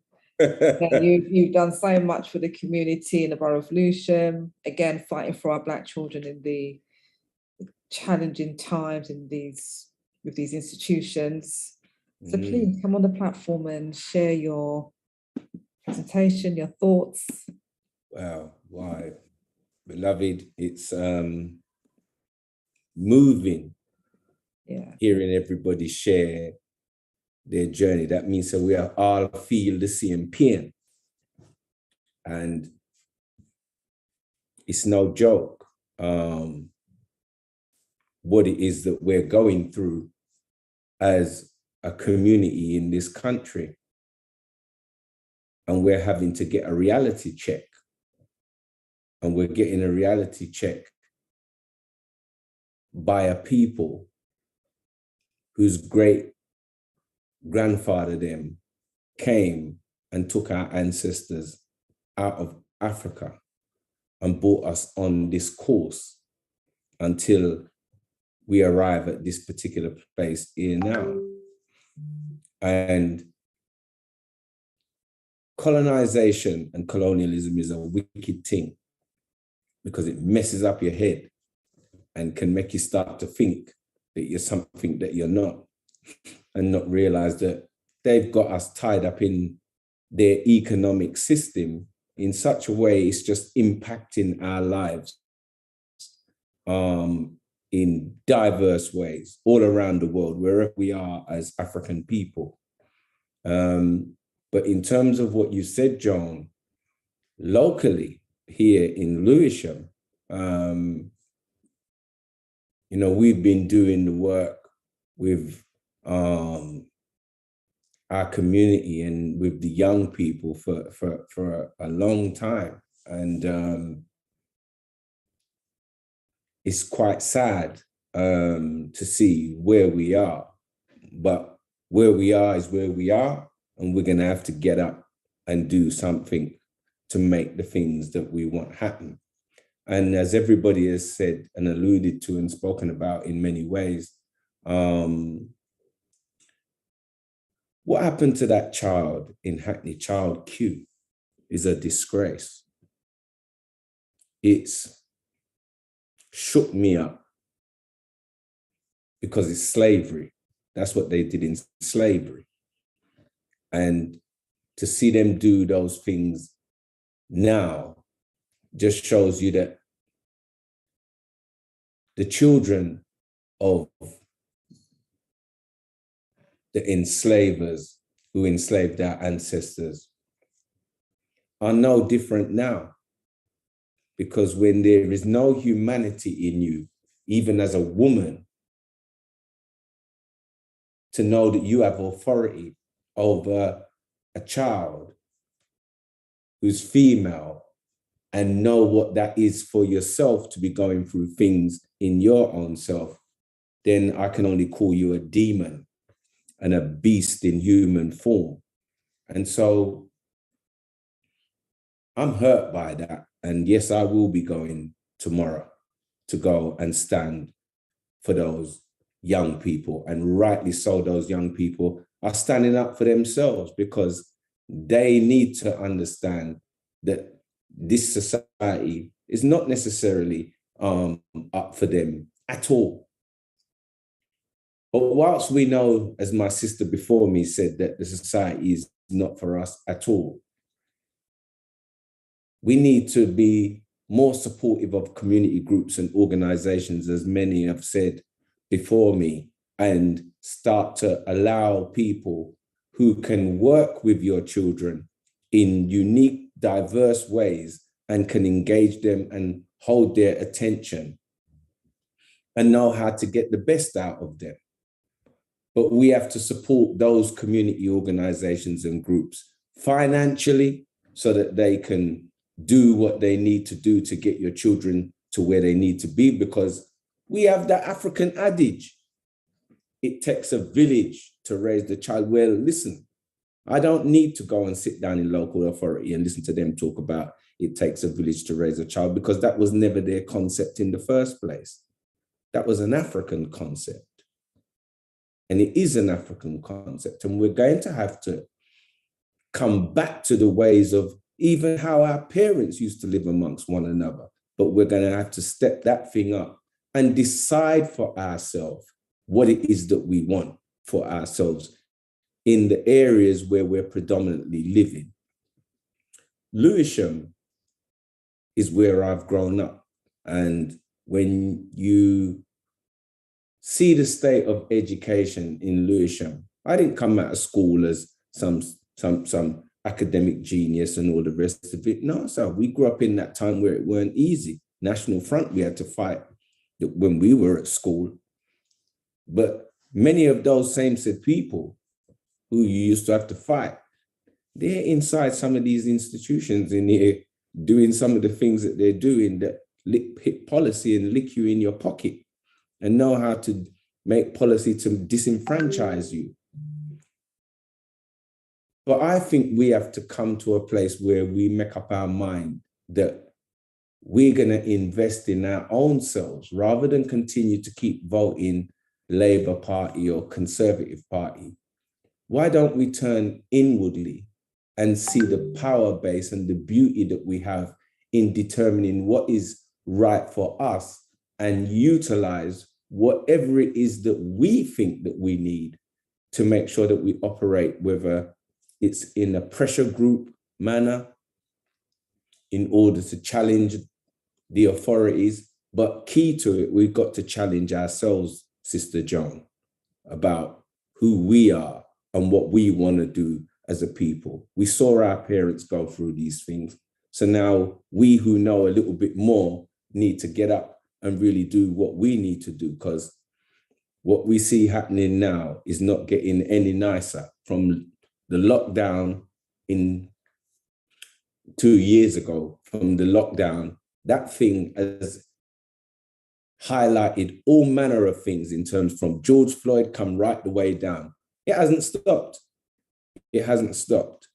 But still yet, we still have to keep going. But in Lewisham, as you know, Joan, I was involved in working within the community, and I was able to get hold of a document that stated, and it was called the Lewisham Education Commission report, written in April 2016. And it said 84% of African Caribbean children couldn't get 5 GCSEs. Dr. Nick has spoken into some of that stuff, but when you're talking 84%, there is omission and there is commission. And I blame the local authorities without a shadow of a doubt, because they're the ones that are there doing what they're doing, and there's multi-dimensional ways in which they operate that really doesn't do anything for our children.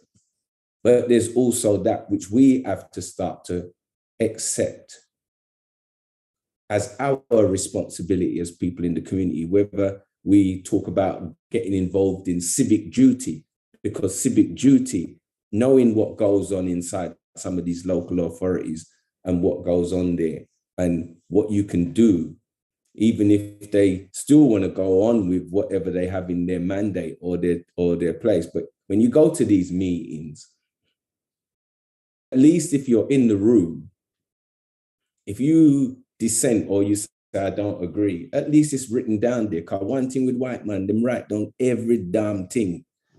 They don't miss a beat when it comes to writing down anything. And so it's these things we must use to hold them to account and beat their backsides with it when it comes to it. We don't have to make up nothing. We just hold them to account for what they need to do. And that's why we took out and got a petition against Lewisham Council in 2017. And we made them know that there is nothing that you're going to do about us without us, because we have to start paying some attention to the things that are happening to us. And so there hasn't been a decade from the Windrush generation, if we want to use that time period, which is only 74 years we've been here, and look at what these people are doing. So Ubuntu is about learning leadership, and it's about community, and works with children in the community, in spaces that we create, so that we can have after school things where they can come and learn about themselves, and we can look at how we can help them to develop and signpost them and tie them into people that will do things that really will bring out the best in our children, because our children are fantastic. And once you start to connect with that inner genius that they have within them, and you know how to connect with them, you gain the respect of them. But you lose the respect of them when you think you can go and handle them any and anyhow. And that's Black teachers in school and Black and white teachers too.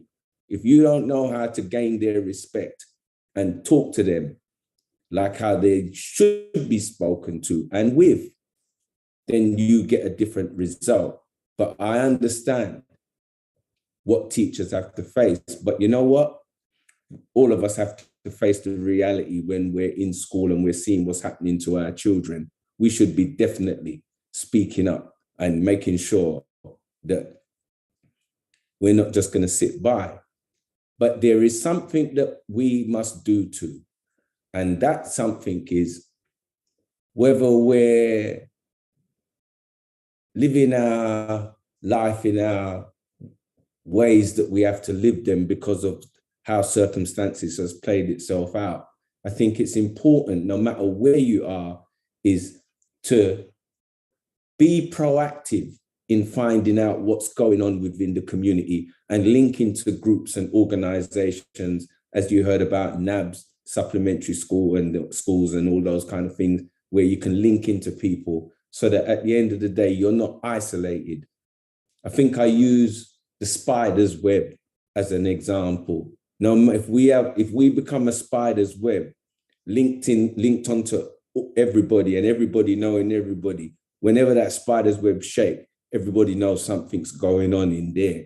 And we've got to become like that again. We've got to come back into that knowledge of who we are, where we come from, value it, and don't seek somebody else's approval to be your Black self, because you are and we are as we keep on reinforcing to ourselves more and more, and they're having to bear witness more and more, that Black people were the first people on earth. They know it, but we've got to accept it and start to learn and embrace and sankofa and take on the information and stand in our own truth. The God of our ancestors is more powerful than their ancestry. All we've got to do is stand up in who we are. And so the spaces that we can create for our children and parents and work through some of the things that parents are having difficulties with, because being in a capitalist society and having to work 9 to 5, for anybody, it's not easy because it takes away your quality of life. You can't spend the real time that you want. But what I say is get your children into groups and organizations and support those groups and organizations to be able to help you to help yourself. And that is what Ubuntu is really about. And that's why we mean I am because we are, therefore because we are, I am. It's a real deal that we live it because we are in somebody else's back garden, John. We don't live in Africa and we don't live in the Caribbean. We're in England, in other people's back garden, but it doesn't mean that we can't become a potent force in their back garden if we continue to keep moving in the direction of loving ourselves and doing the things that's in our best interest without apology. So that's really what I really wanted to say, John. I did have a presentation and I haven't gone into none of it, but I think that what we're doing and what you're doing on this platform and connecting people so that we utilize our skills and share ideas amongst one another, that's the power base. That's when we can start to build the relationships and the links, and we can start to grow and go up together. Because you just wanting to be the mighty individual on your own, I'm telling you today, individualism is done. And if you want to go down that road in this country, you're finished. So we just better know that we're going to have to get together, whether we like it or not. And if we don't want to come together, John, trust me, when this man is done with us, we're going to come together one way or the other. So I'm all up for standing up for who we're supposed to be. What you have to frighten for? Who is them? For you for frighten for them. And you don't need no approval from no white man to be who you are.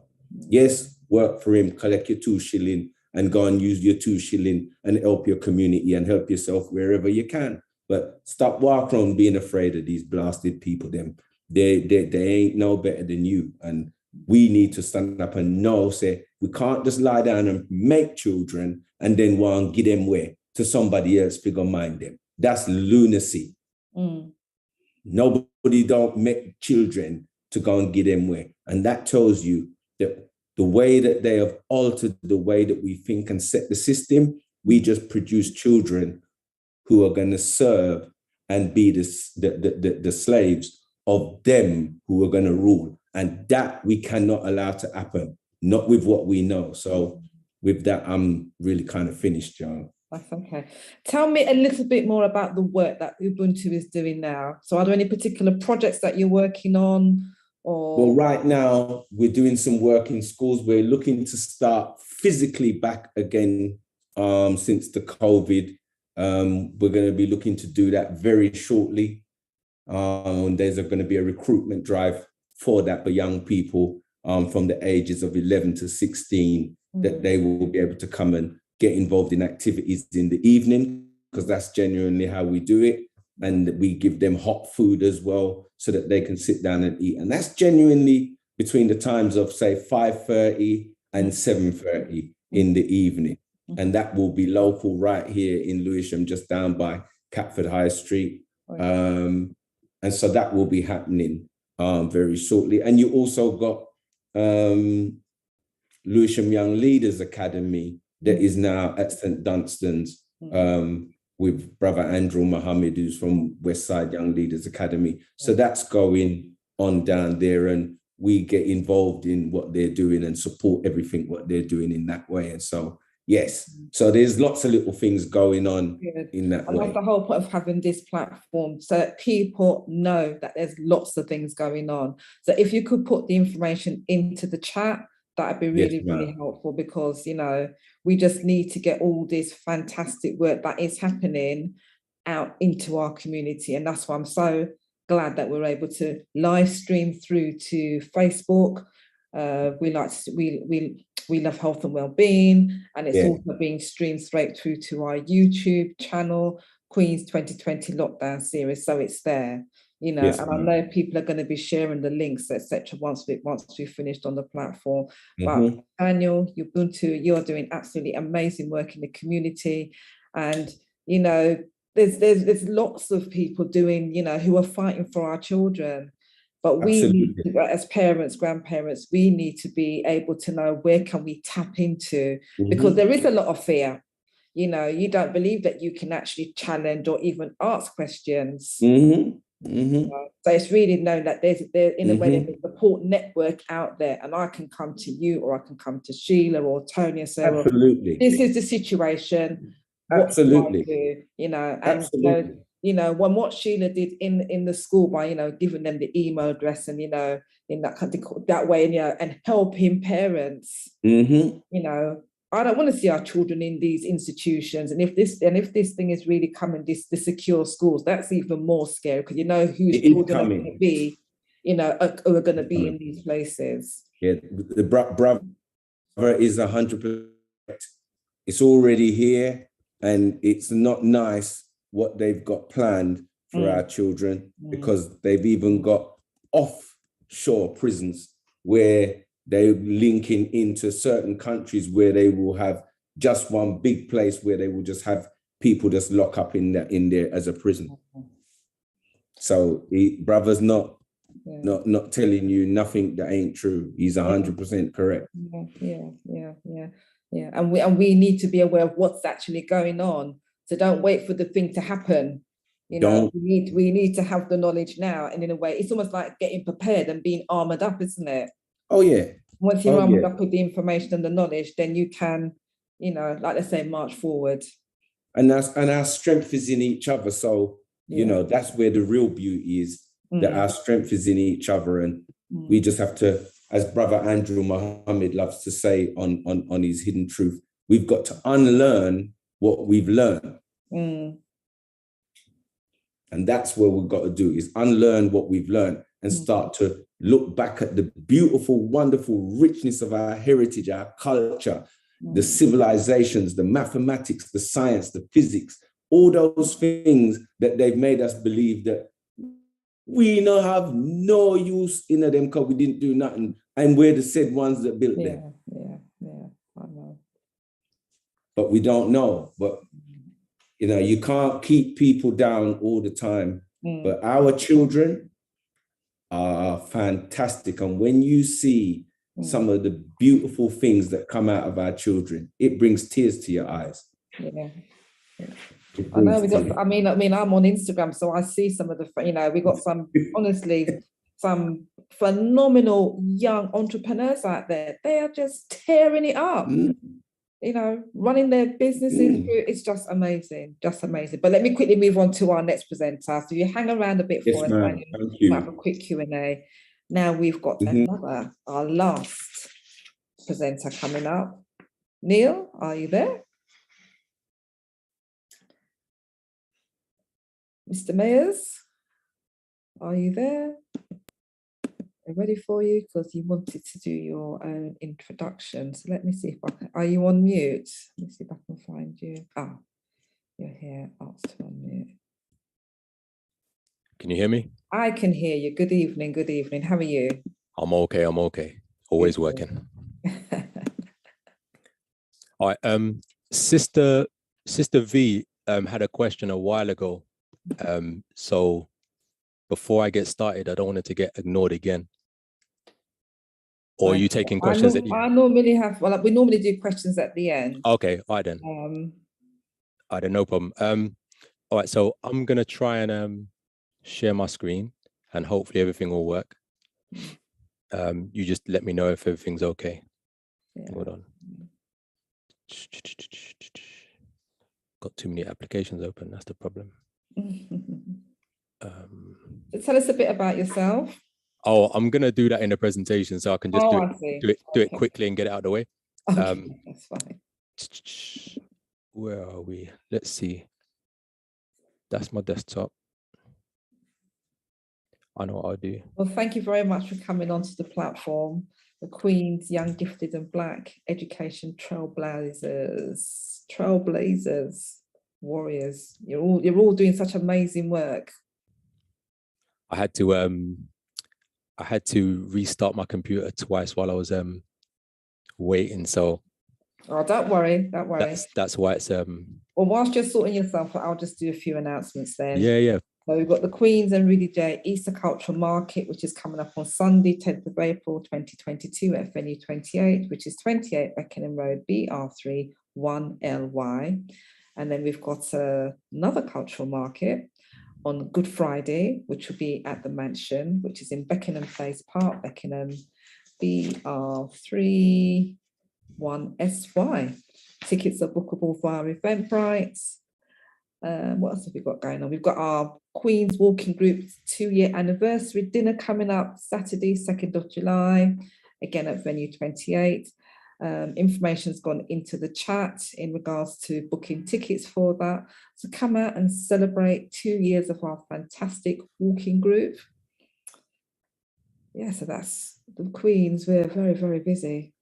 Queen's are very, very busy. So welcome everybody to the platform. Queen Zoomer back. I used to be Zooming on a Saturday morning, 8 o'clock, but I'm back walking with my group. Yes, your screen's coming up now, Neil. Is that good? Okay. Yeah, your screen's coming up. And then play slideshow in the window. Okay. All right then, so I'm just going to get started then, yeah? Okay. All right. So just a warning for everybody, I'm going to be speaking quickly because I'm going to try and cover as much as possible. So I'm going to be speaking about the importance of cultural esteem.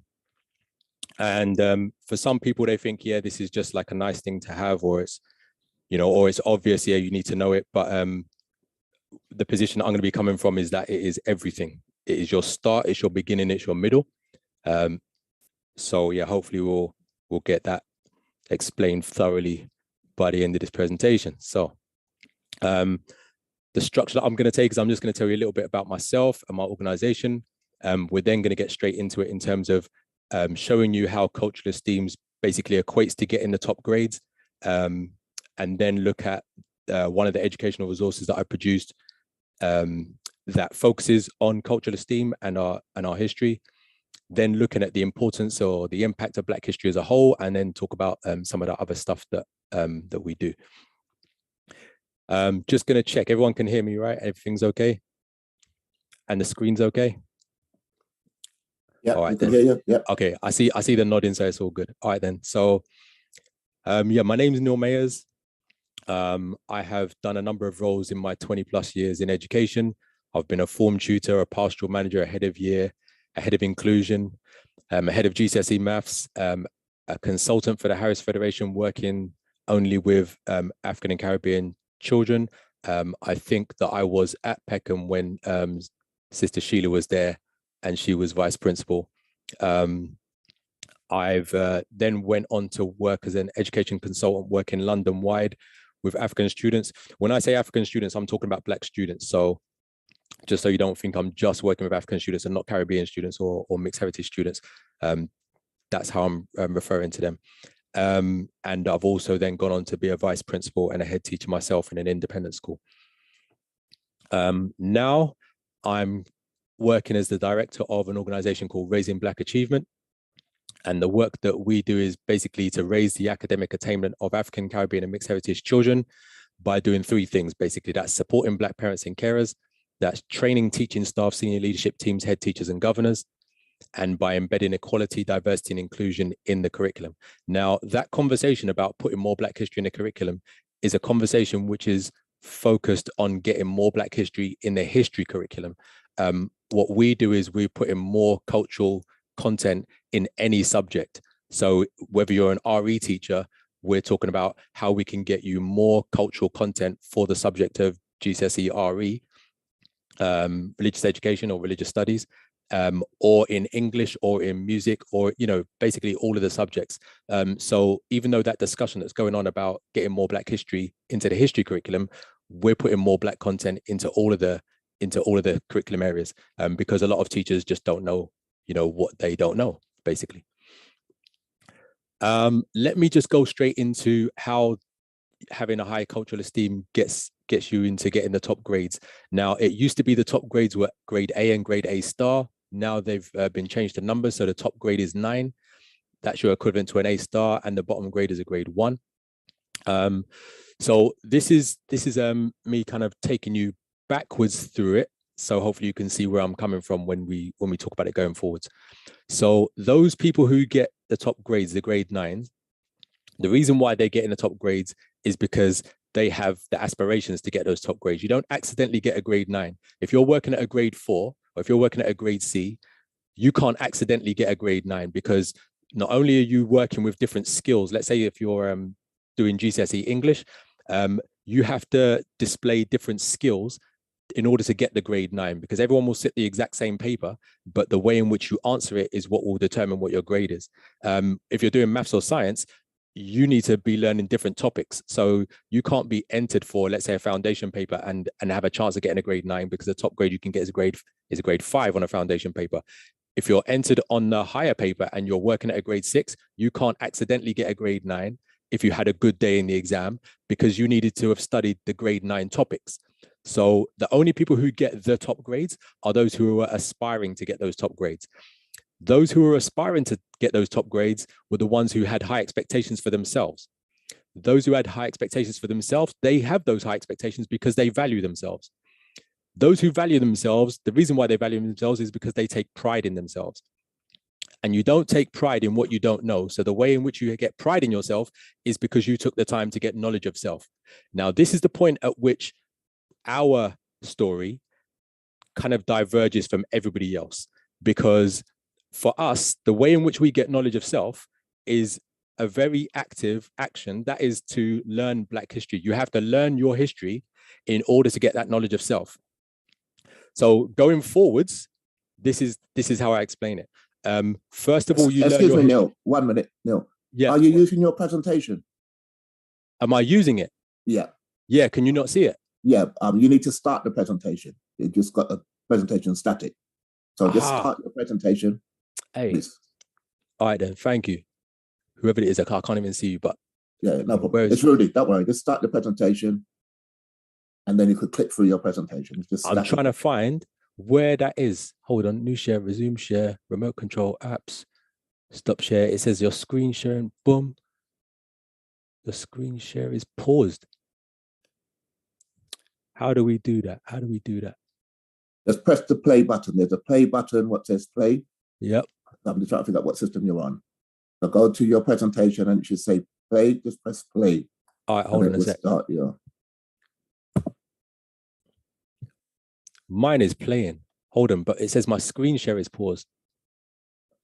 What I'm going to advise is you come out your screen share and go back into it. All right, then. Yep, and then just re-enter back, please.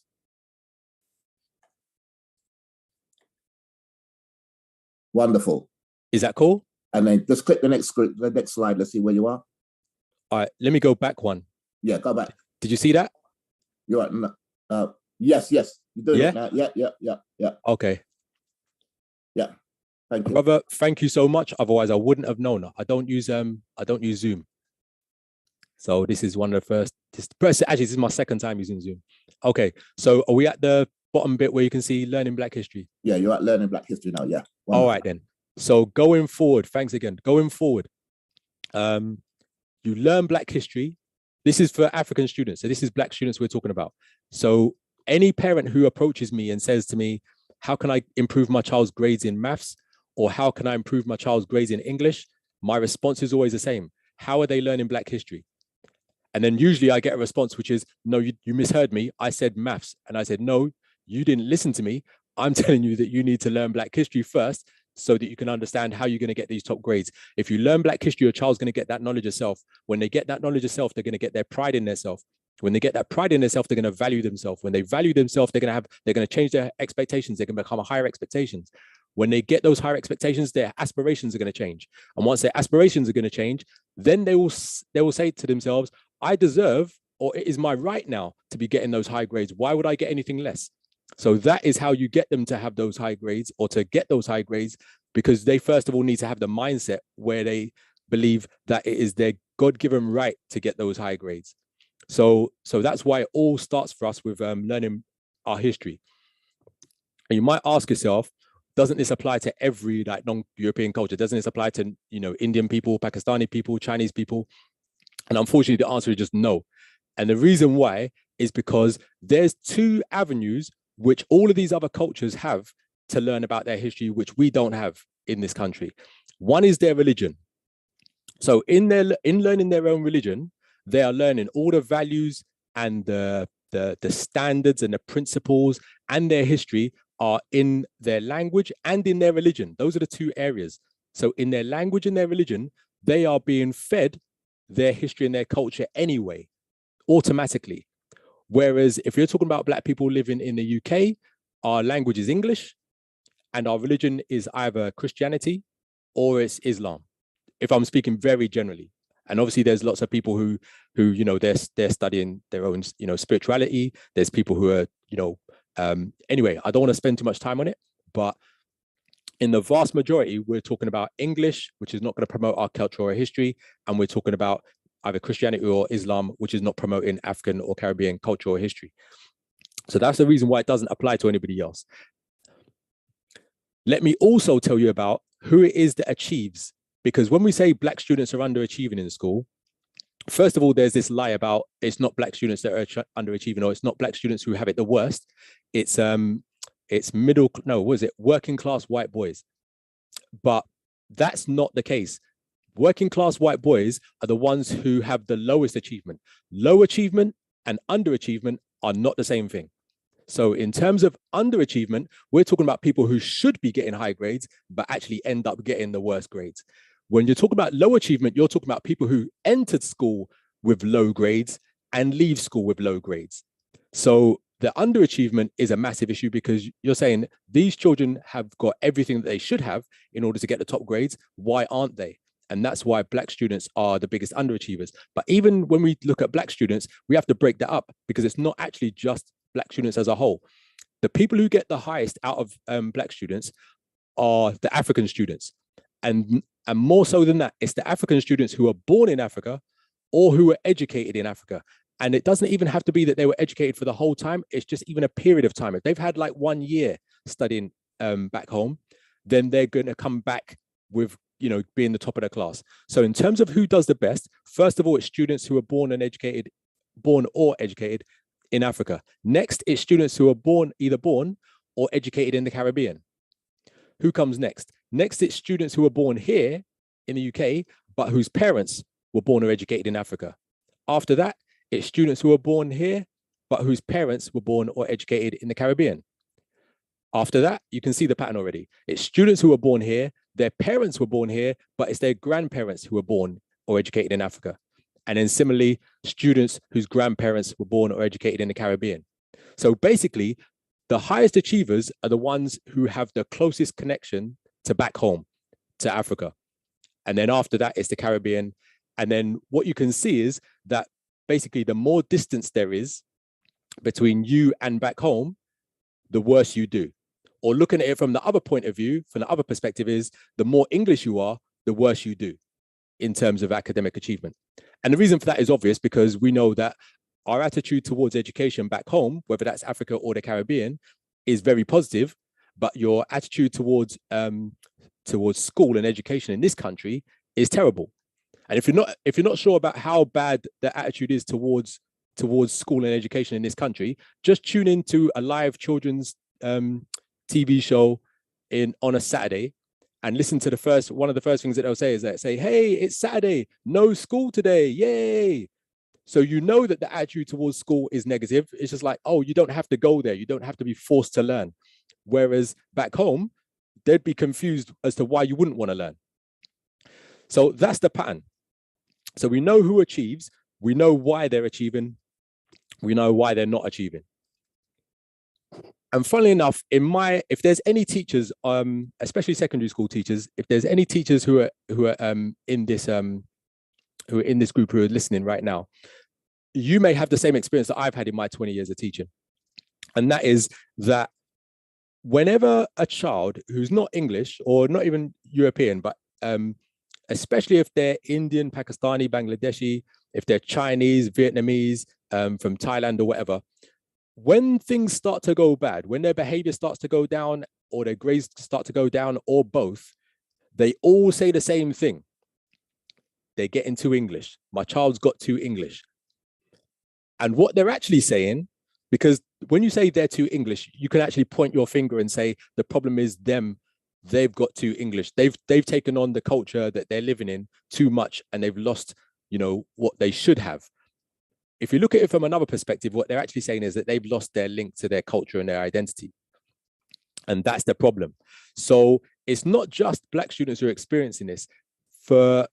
Whenever I've spoken to a child who comes from another country and then things are going wrong, the parents are there shaking their head at parents even saying they got too English. They've taken on the values of this country and they've lost their connection to their cultural identity. So learning Black history improves Black students' grades across all subjects, which is why it needs to be the first thing that you prioritize when your child comes to school. It's not a case of do you do it or not. I'm asking parents, how do you do it? Because I'm making the assumption that you have done it already. And if you haven't, then something drastic is going wrong if you haven't prioritized it. Number 2, learning Black history transforms children into critical thinkers. In fact, it turns them into detectives. And it's not only Black children it turns into detectives, it turns all children into detectives, because as soon as you start learning Black history, the first thing you realize is that a lot of this stuff has been hidden from you. So when you start asking yourself, like what's going on, you start asking yourself, well, why didn't you want me to know this as a child? Which then leads you to the question, well, what is it that you don't want me to be thinking? That leads you to the question, what is it that you don't want me to be doing? And then that leads you on to, well, what is it that you don't want me to have? And that question, that could be something physical. I mean, is it you don't want me to have property? Is it you don't want me to have land? You don't want me to have money? Or it could be something that's not physical. It's like, you don't want me to value myself, or you don't want me to have high aspirations? What is it that you don't want me to have? Because when you find that someone is hiding stuff from you, the first question is, why did you hide it from me? And the thing is, it's not just Black children that are asking that question. White children, when they start learning Black history, they start saying to themselves, why didn't you want Black children to know this? Why was that been hidden to them? So it turns all learners into critical thinkers.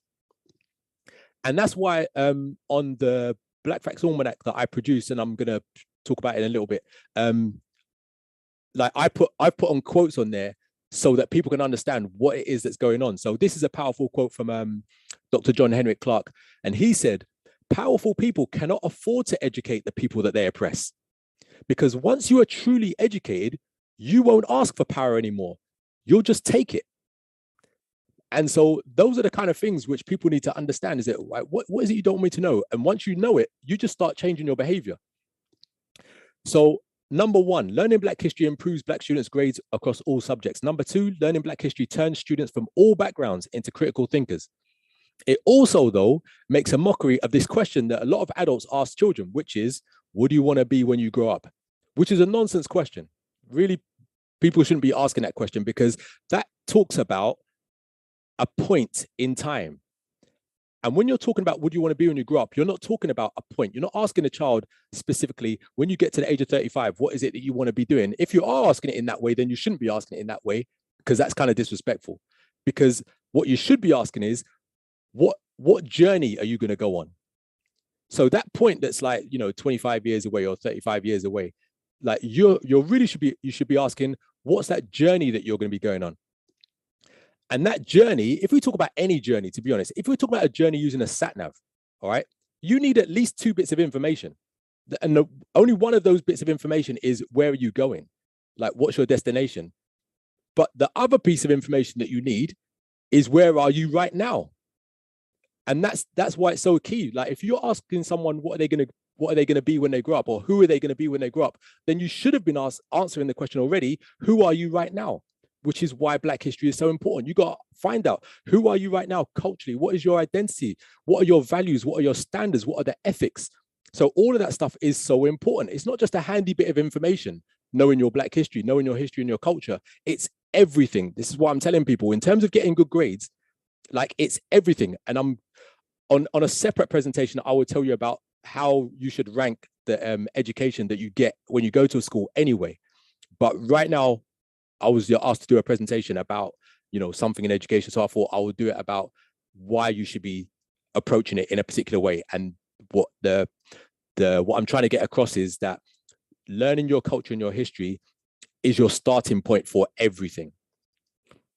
So number one, learning Black history improves Black students' grades across all subjects. Number two, it turns students from all backgrounds into critical thinkers. And number three, it equips a child to be able to find their purpose and then start that journey. So that's why it is so important. If you haven't done it, if you haven't timetabled it, if it's not scheduled as a part of your week, then something drastic is wrong, and you need to fix that first before you start talking about, I'm going to send my child to after school classes, or I'm going to get a tutor in, or whatever. Fix that first. Everything else should follow after that. So that's why I created this Black Facts Almanac, because it's the easiest way for someone to learn Black history. And it's not just Black history from America, because that's the first thing our children do. You say, you know, who do you know in Black history? They say Malcolm X, I know Martin Luther King and Rosa Parks. And they automatically go to America, as if in the UK we have no Black history. So it's got a mix of stuff in there. So in fact, let me just show you. I don't even know what how long have I been speaking for? Do I need to pick up the pace, Sister Joan? Am I good? Should I just keep going? Yeah, Nod your head or shake your head. Yeah, keep going. No, okay, I then. All right, so I'm going to show you a quick video of this. It's like 2 minutes long, of the Black Facts Almanac, so you know what it is that I'm talking about. And hopefully you can hear the sound. If you can't hear the sound, shake your head so I can stop it, please.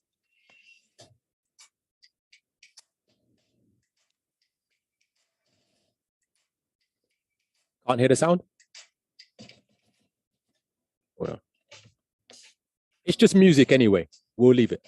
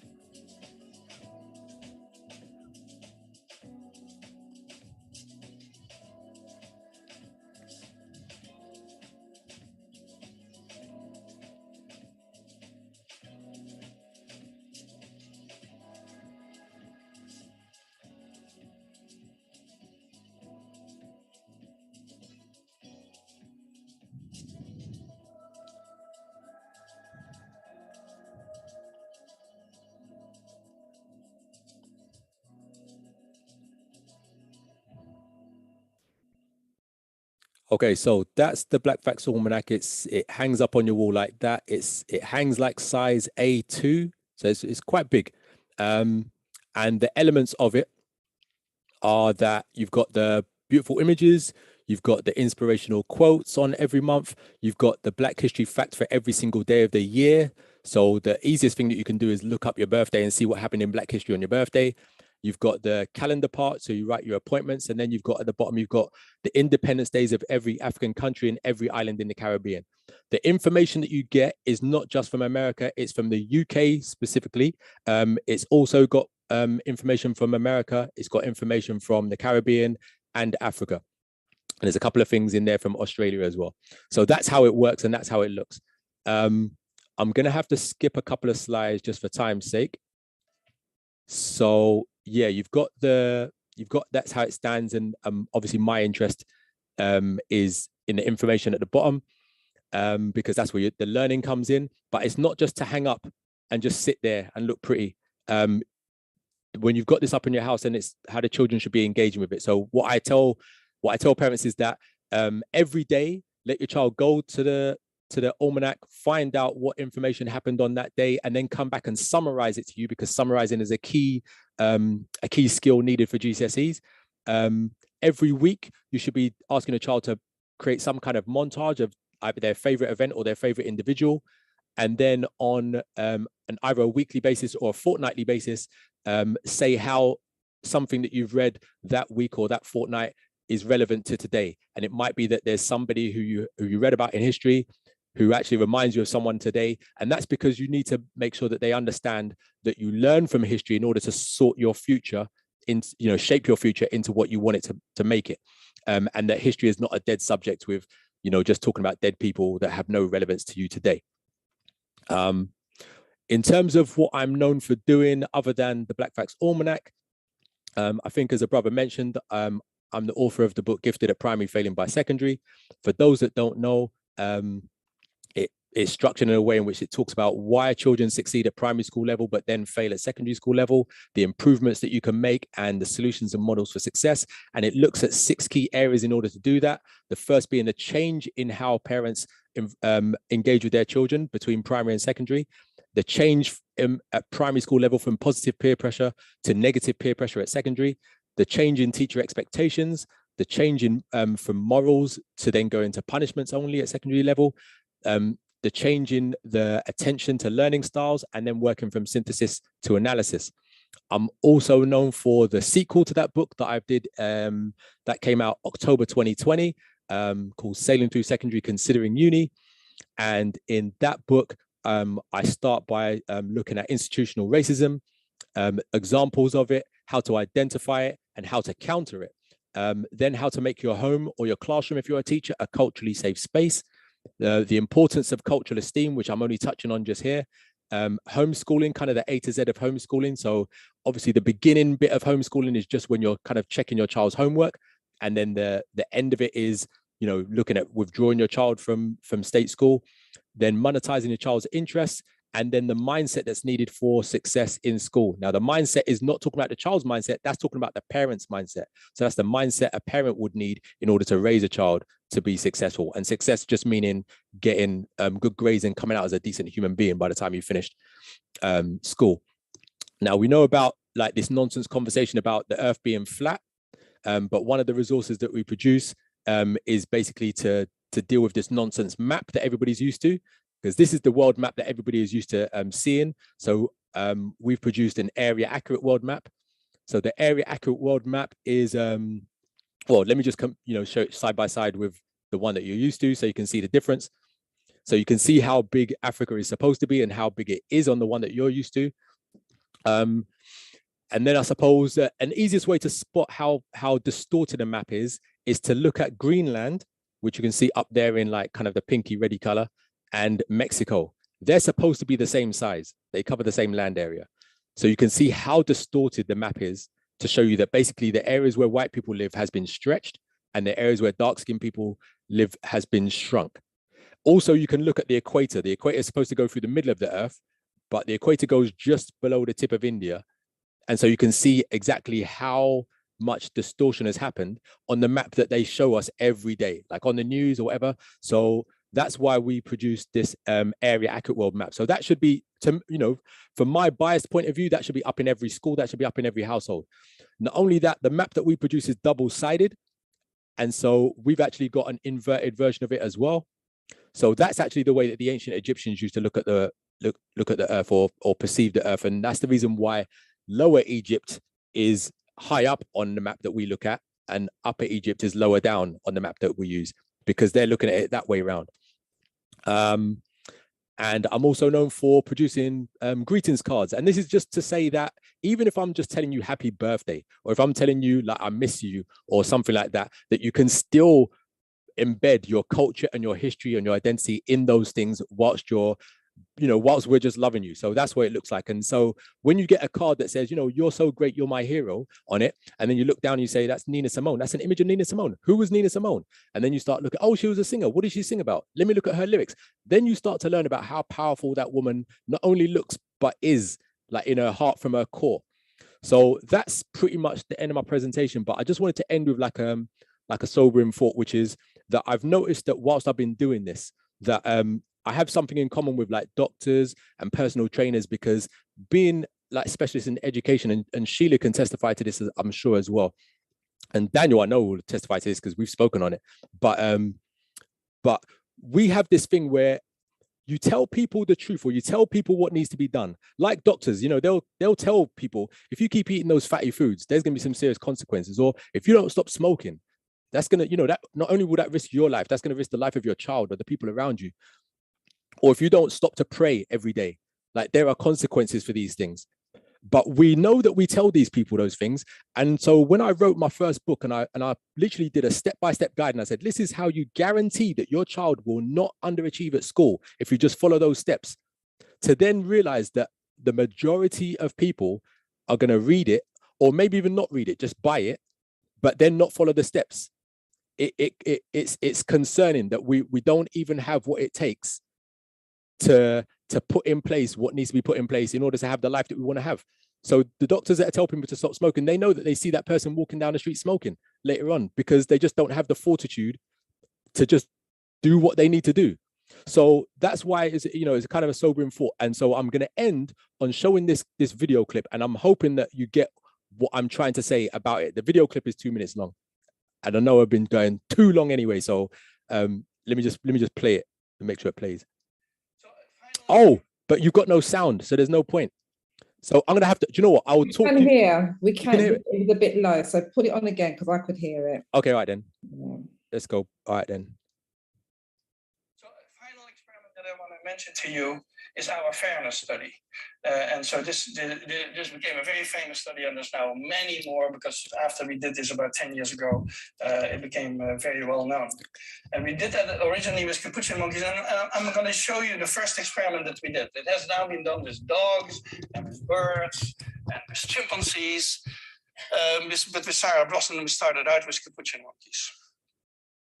So what we did is we put two capuchin monkeys side by side. Again, these animals, they live in a group. They know each other. We take them out of the group, put them in a test chamber. And there's a very simple task that they need to do. And if you give both of them cucumber for the task, the two monkeys side by side, they're perfectly willing to do this 25 times in a row. So cucumber, even though it's really only water in my opinion, but cucumber is perfectly fine for them. Now, if you give the partner grapes, the food preferences of my capuchin monkeys correspond exactly with the prices in the supermarket. And so if you give them grapes, that's a far better food, then you create inequity between them. So that's the experiment we did. Recently, we videotaped it with new monkeys who had never done the task, thinking that maybe they would have a stronger reaction, and that turned out to be right. The one on the left is the monkey who gets cucumber. The one on the right is the one who gets grapes. The one who gets cucumber, note that the first piece of cucumber is perfectly fine. The first piece she eats. Then she sees the other one getting grape, and you will see what happens. So she gives a rock to us, that's the task. And we give her a piece of cucumber and she eats it.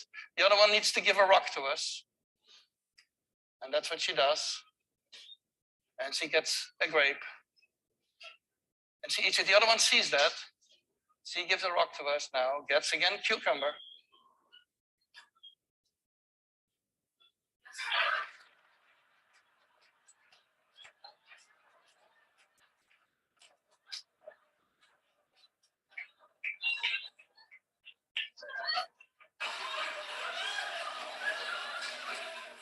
She tests a rock now against the wall. She needs to give it to us. And she gets cucumber again.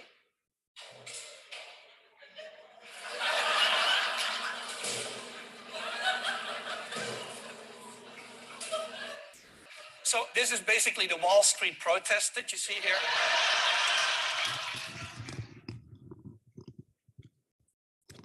The reason why I showed that is because that's a monkey, and it saw how something was unfair for itself, seeing how somebody else was getting treated better.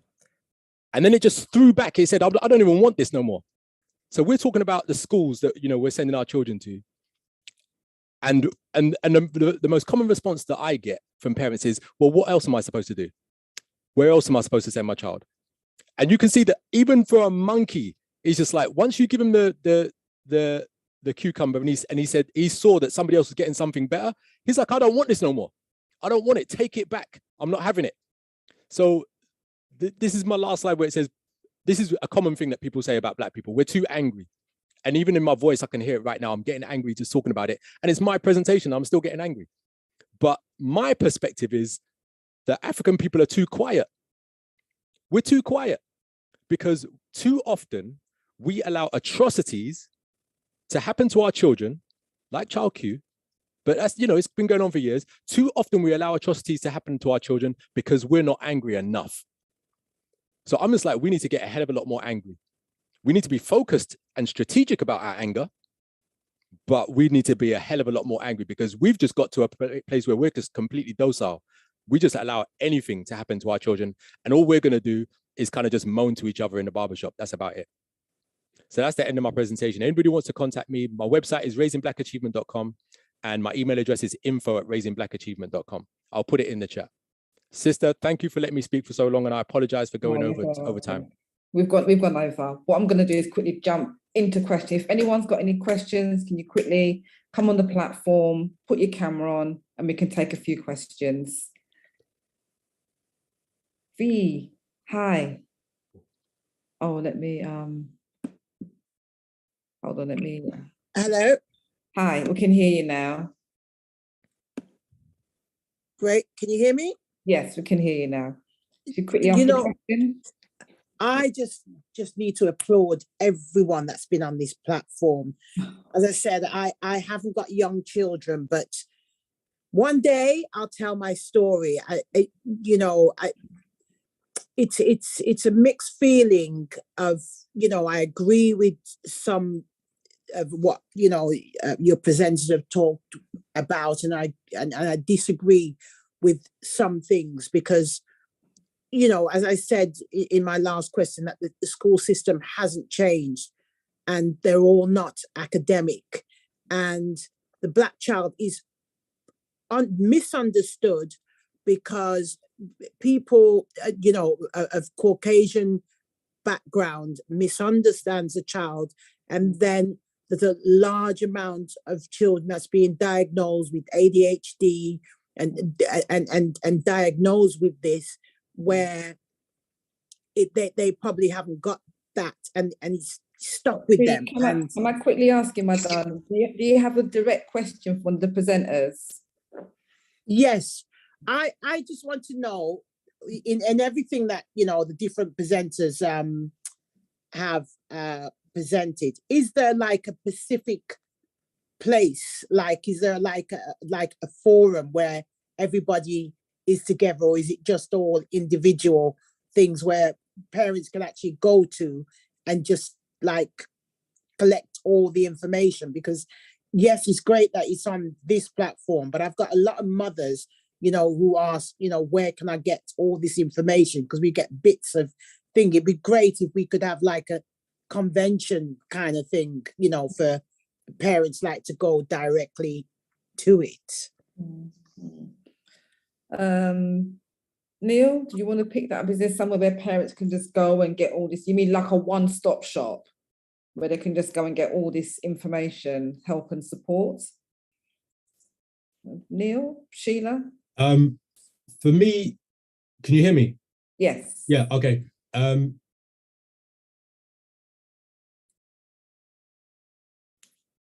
Oh, you've gone on mute. Hi, can you hear me? I can hear you, Sheila. You've gone on mute now. Yeah, there's lots of organisations. For example, the organisations who have presented today, they've, you know, their information is in the chat. There are lots of organisations. I agree with what you like, with what you say in terms of the information is disparate. It's everywhere. And what we really need, I've spoken to quite a few people about this, is we need like a solid directory where everything is, because one of the things that the government do is they give a bit of funding to everybody. So it's very splintered. There's a bit going on here, a bit going on here, a bit going on there, and it's not coordinated. And there's a lot of duplication, a lot of, you know, basically the economies of scale, economies of scope could come from it if we work closer together and if there was a central directory. Because there are people who work, I know, historians, educators, people who work in the mentoring. There are so many of them. but it just, I agree, it would be useful to be in one place. Maybe that'll be a next project. Thank you for that. Can you hear me? Am I still? Yeah. Okay, yeah. all right. So there isn't one place. However, there's a guy called Dean Okai who runs an organization called AdPack, and that is specifically what he is trying to do. So I've already kind of said, whatever you want to do, you can put my name to it and my organization with it. And I'm not going to tell people, oh, I'm going to urge you to do the same, because they need to, read the manifestos and read his work. And like, I know him on a personal level. I know that he's a trustworthy brother. So the thing that he's trying to build, I am happy to support it, but I'm just adding it to the chat. So you can search him by name. You can find him on LinkedIn. And then you can search for AdPack, which is his organization. So he's trying to do exactly that, bring all of the different facets together so that there is like a one place so that people can come and be redirected to, because I do that on my education hub on my website, but that's not for everything for education. That's specifically for, that's subject specific to help people with help, if they need help in RE, or if they need help in maths, or if they need help in whatever. Those are the specialists, the people who are the best at it. And I direct them to those people. Okay, thank you. Thank you very much for that. Anybody else got any questions? Good. 30 seconds. You can put your hand up and you can quickly ask one of our presenters any questions. If not, I'm going to ask each of you to, if you've got a tip, what's your parting message and a parting tip to share with participants that have been on the platform this evening? So Dr. Nick, are you still there? I can see you're still kind of like in tune. Are you still there, Dr. Nick?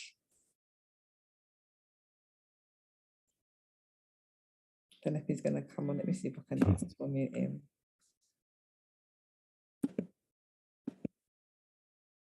No. Right. Sheila, what's your parting message to participants on the platform as we wind down tonight? Let's see if I can unmute you.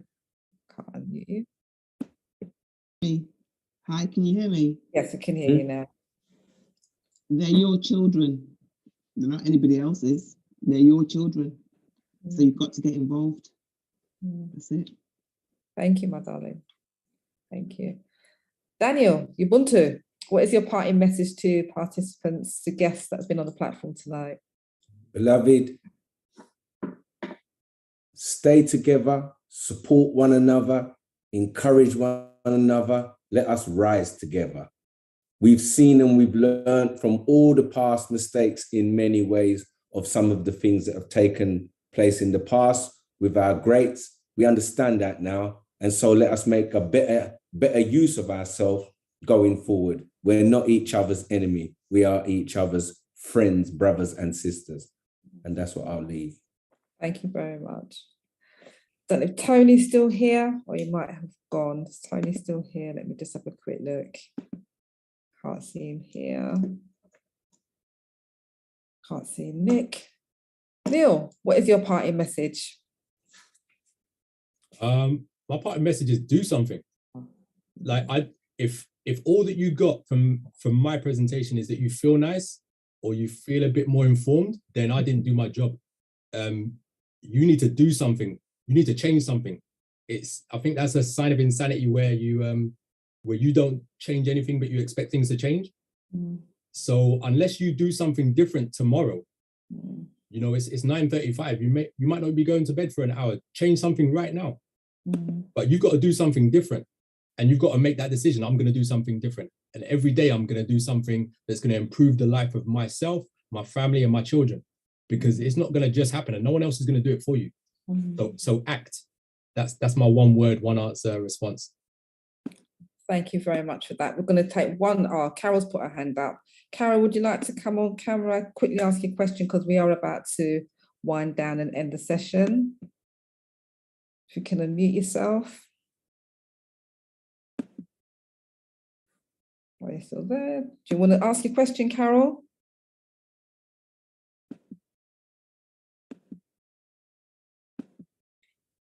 don't know what's happened there. Let's see. Well, you can't unmute. Hello, good evening. Can you hear me? Oh, I can hear you now. Yes, good evening. Oh, sorry, I can't put my camera on because I'm in bed. Sorry. Okay. Good evening, everyone. I myself is an educator. I just want to say it's very nice and thanks for this platform. You know, all the presenters have been in and out of the meeting, but it's quite nice to hear, you know, some of the things that have gone on and some of the history. One of my main things, my contribution is about the Black history. Because in some schools, Black history is forgotten. In some schools, Black history is like it's just one day, or Black history is just thrown together. You get five, you know, you look at 5 different persons who have done something significant in history, and you write about them, and that's a display, and that is it. And as Neil mentioned, you know, Neil touched on some very critical things that needs to be done. I'm a primary educator myself, so in not only for secondary school, but also from the primary age, we need to have more of us in schools, not only as a class teacher, but in leadership position, so that these children can aspire. They can aspire not only to be like the groundsman or the dinner lady or just a class teacher or teaching assistant. I would like to see the children, you know, rise up and get inspired and aspire to be a head teacher, assistant head teacher, deputy head. Not just I'm not saying that being a teaching assistant is not good, but I want them to rise above that. I want them to rise above that. And we just have to continue to encourage the Black children. You know, we just have to continue to encourage them to do the best. And most of the children I ask, I know Neil said asking them what they want to do is a silly question, but most of the Black boys, what I get from them is they would like to be footballers. And we need to go past that and encourage them to be more than a footballer. I'm not saying the money is not good, but it's not all about money. I need to see more of us, more of the Black boys being, as you know, the presenters that we have on here, you know, championing, going out there and championing for other Black boys as well. I want them to be doctors, lawyers, baristas, and all of those things. That's my 2 cents. Thank you. Thank you very much for that. Does anybody want to quickly comment on that before we wind down?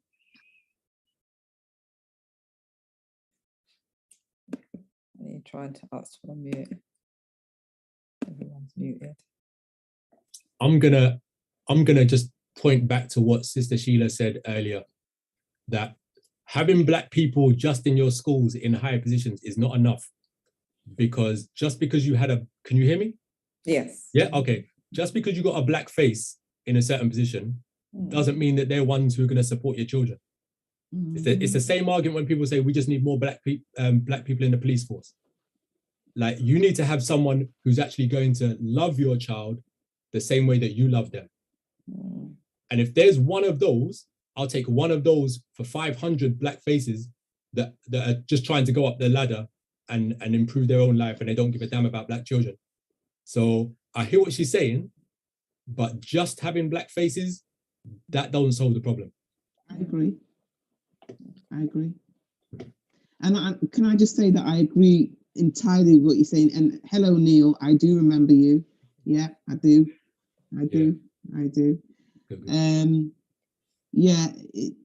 Knowledge of self. You haven't got knowledge of yourself. What's that? And we can't, you know, people talking about teaching Black history. You got to teach it yourself. Go and learn it yourself. Go on a course. There's so many courses.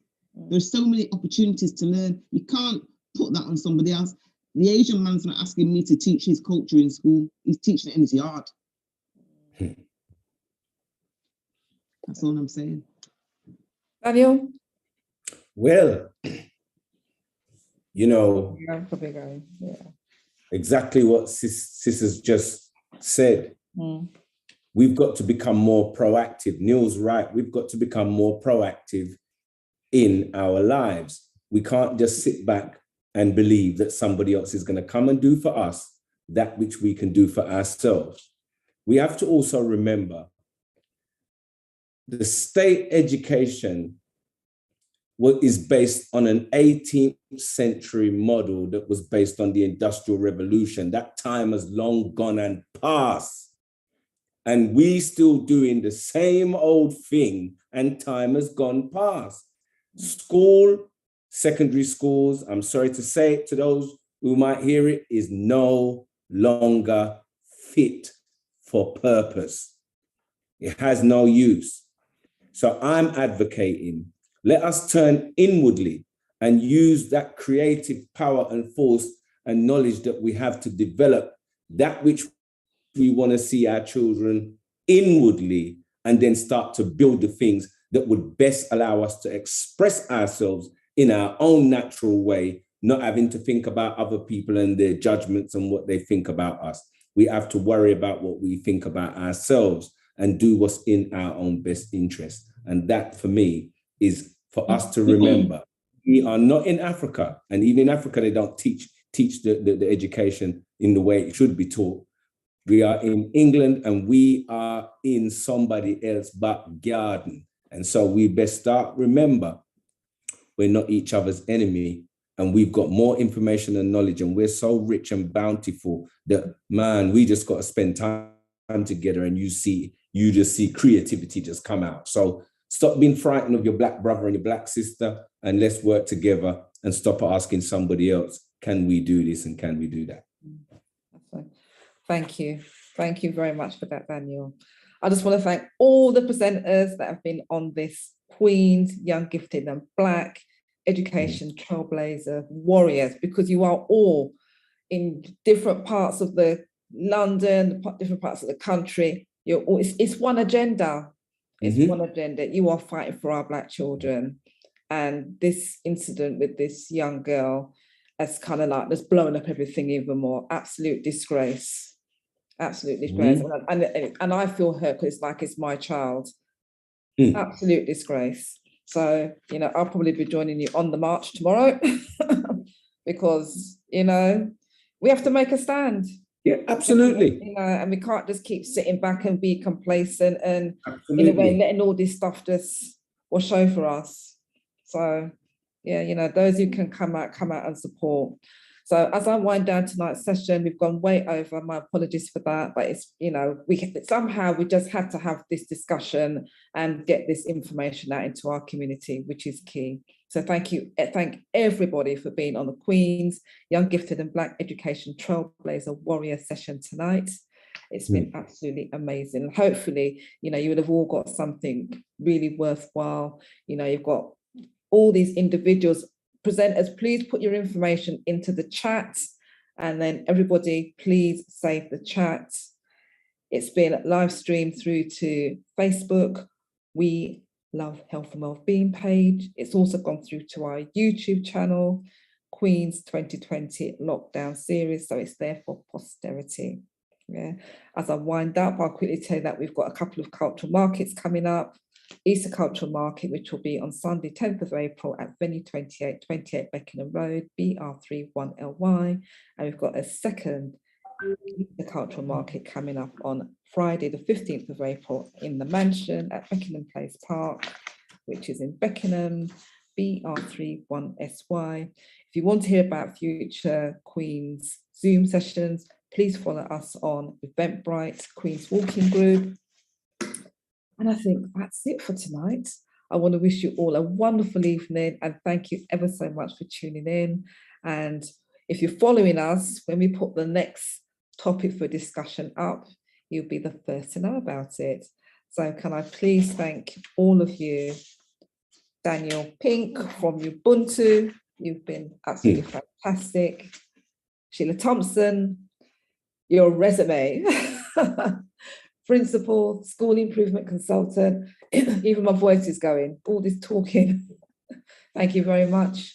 Neil, you've been absolutely fantastic. Thank you for presenting.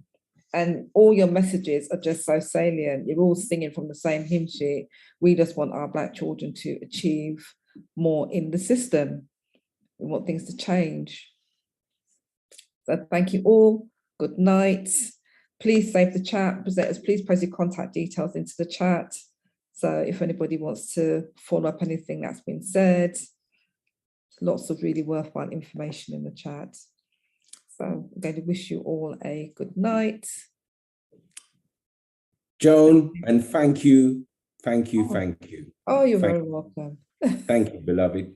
Everybody, have a wonderful evening. You're very welcome. And of course, we're all connected now. So have a wonderful evening. Thank you, everybody. Thank you. Take care, everybody. Let's quickly go into the chat. Better save the chat as well myself. Save chats.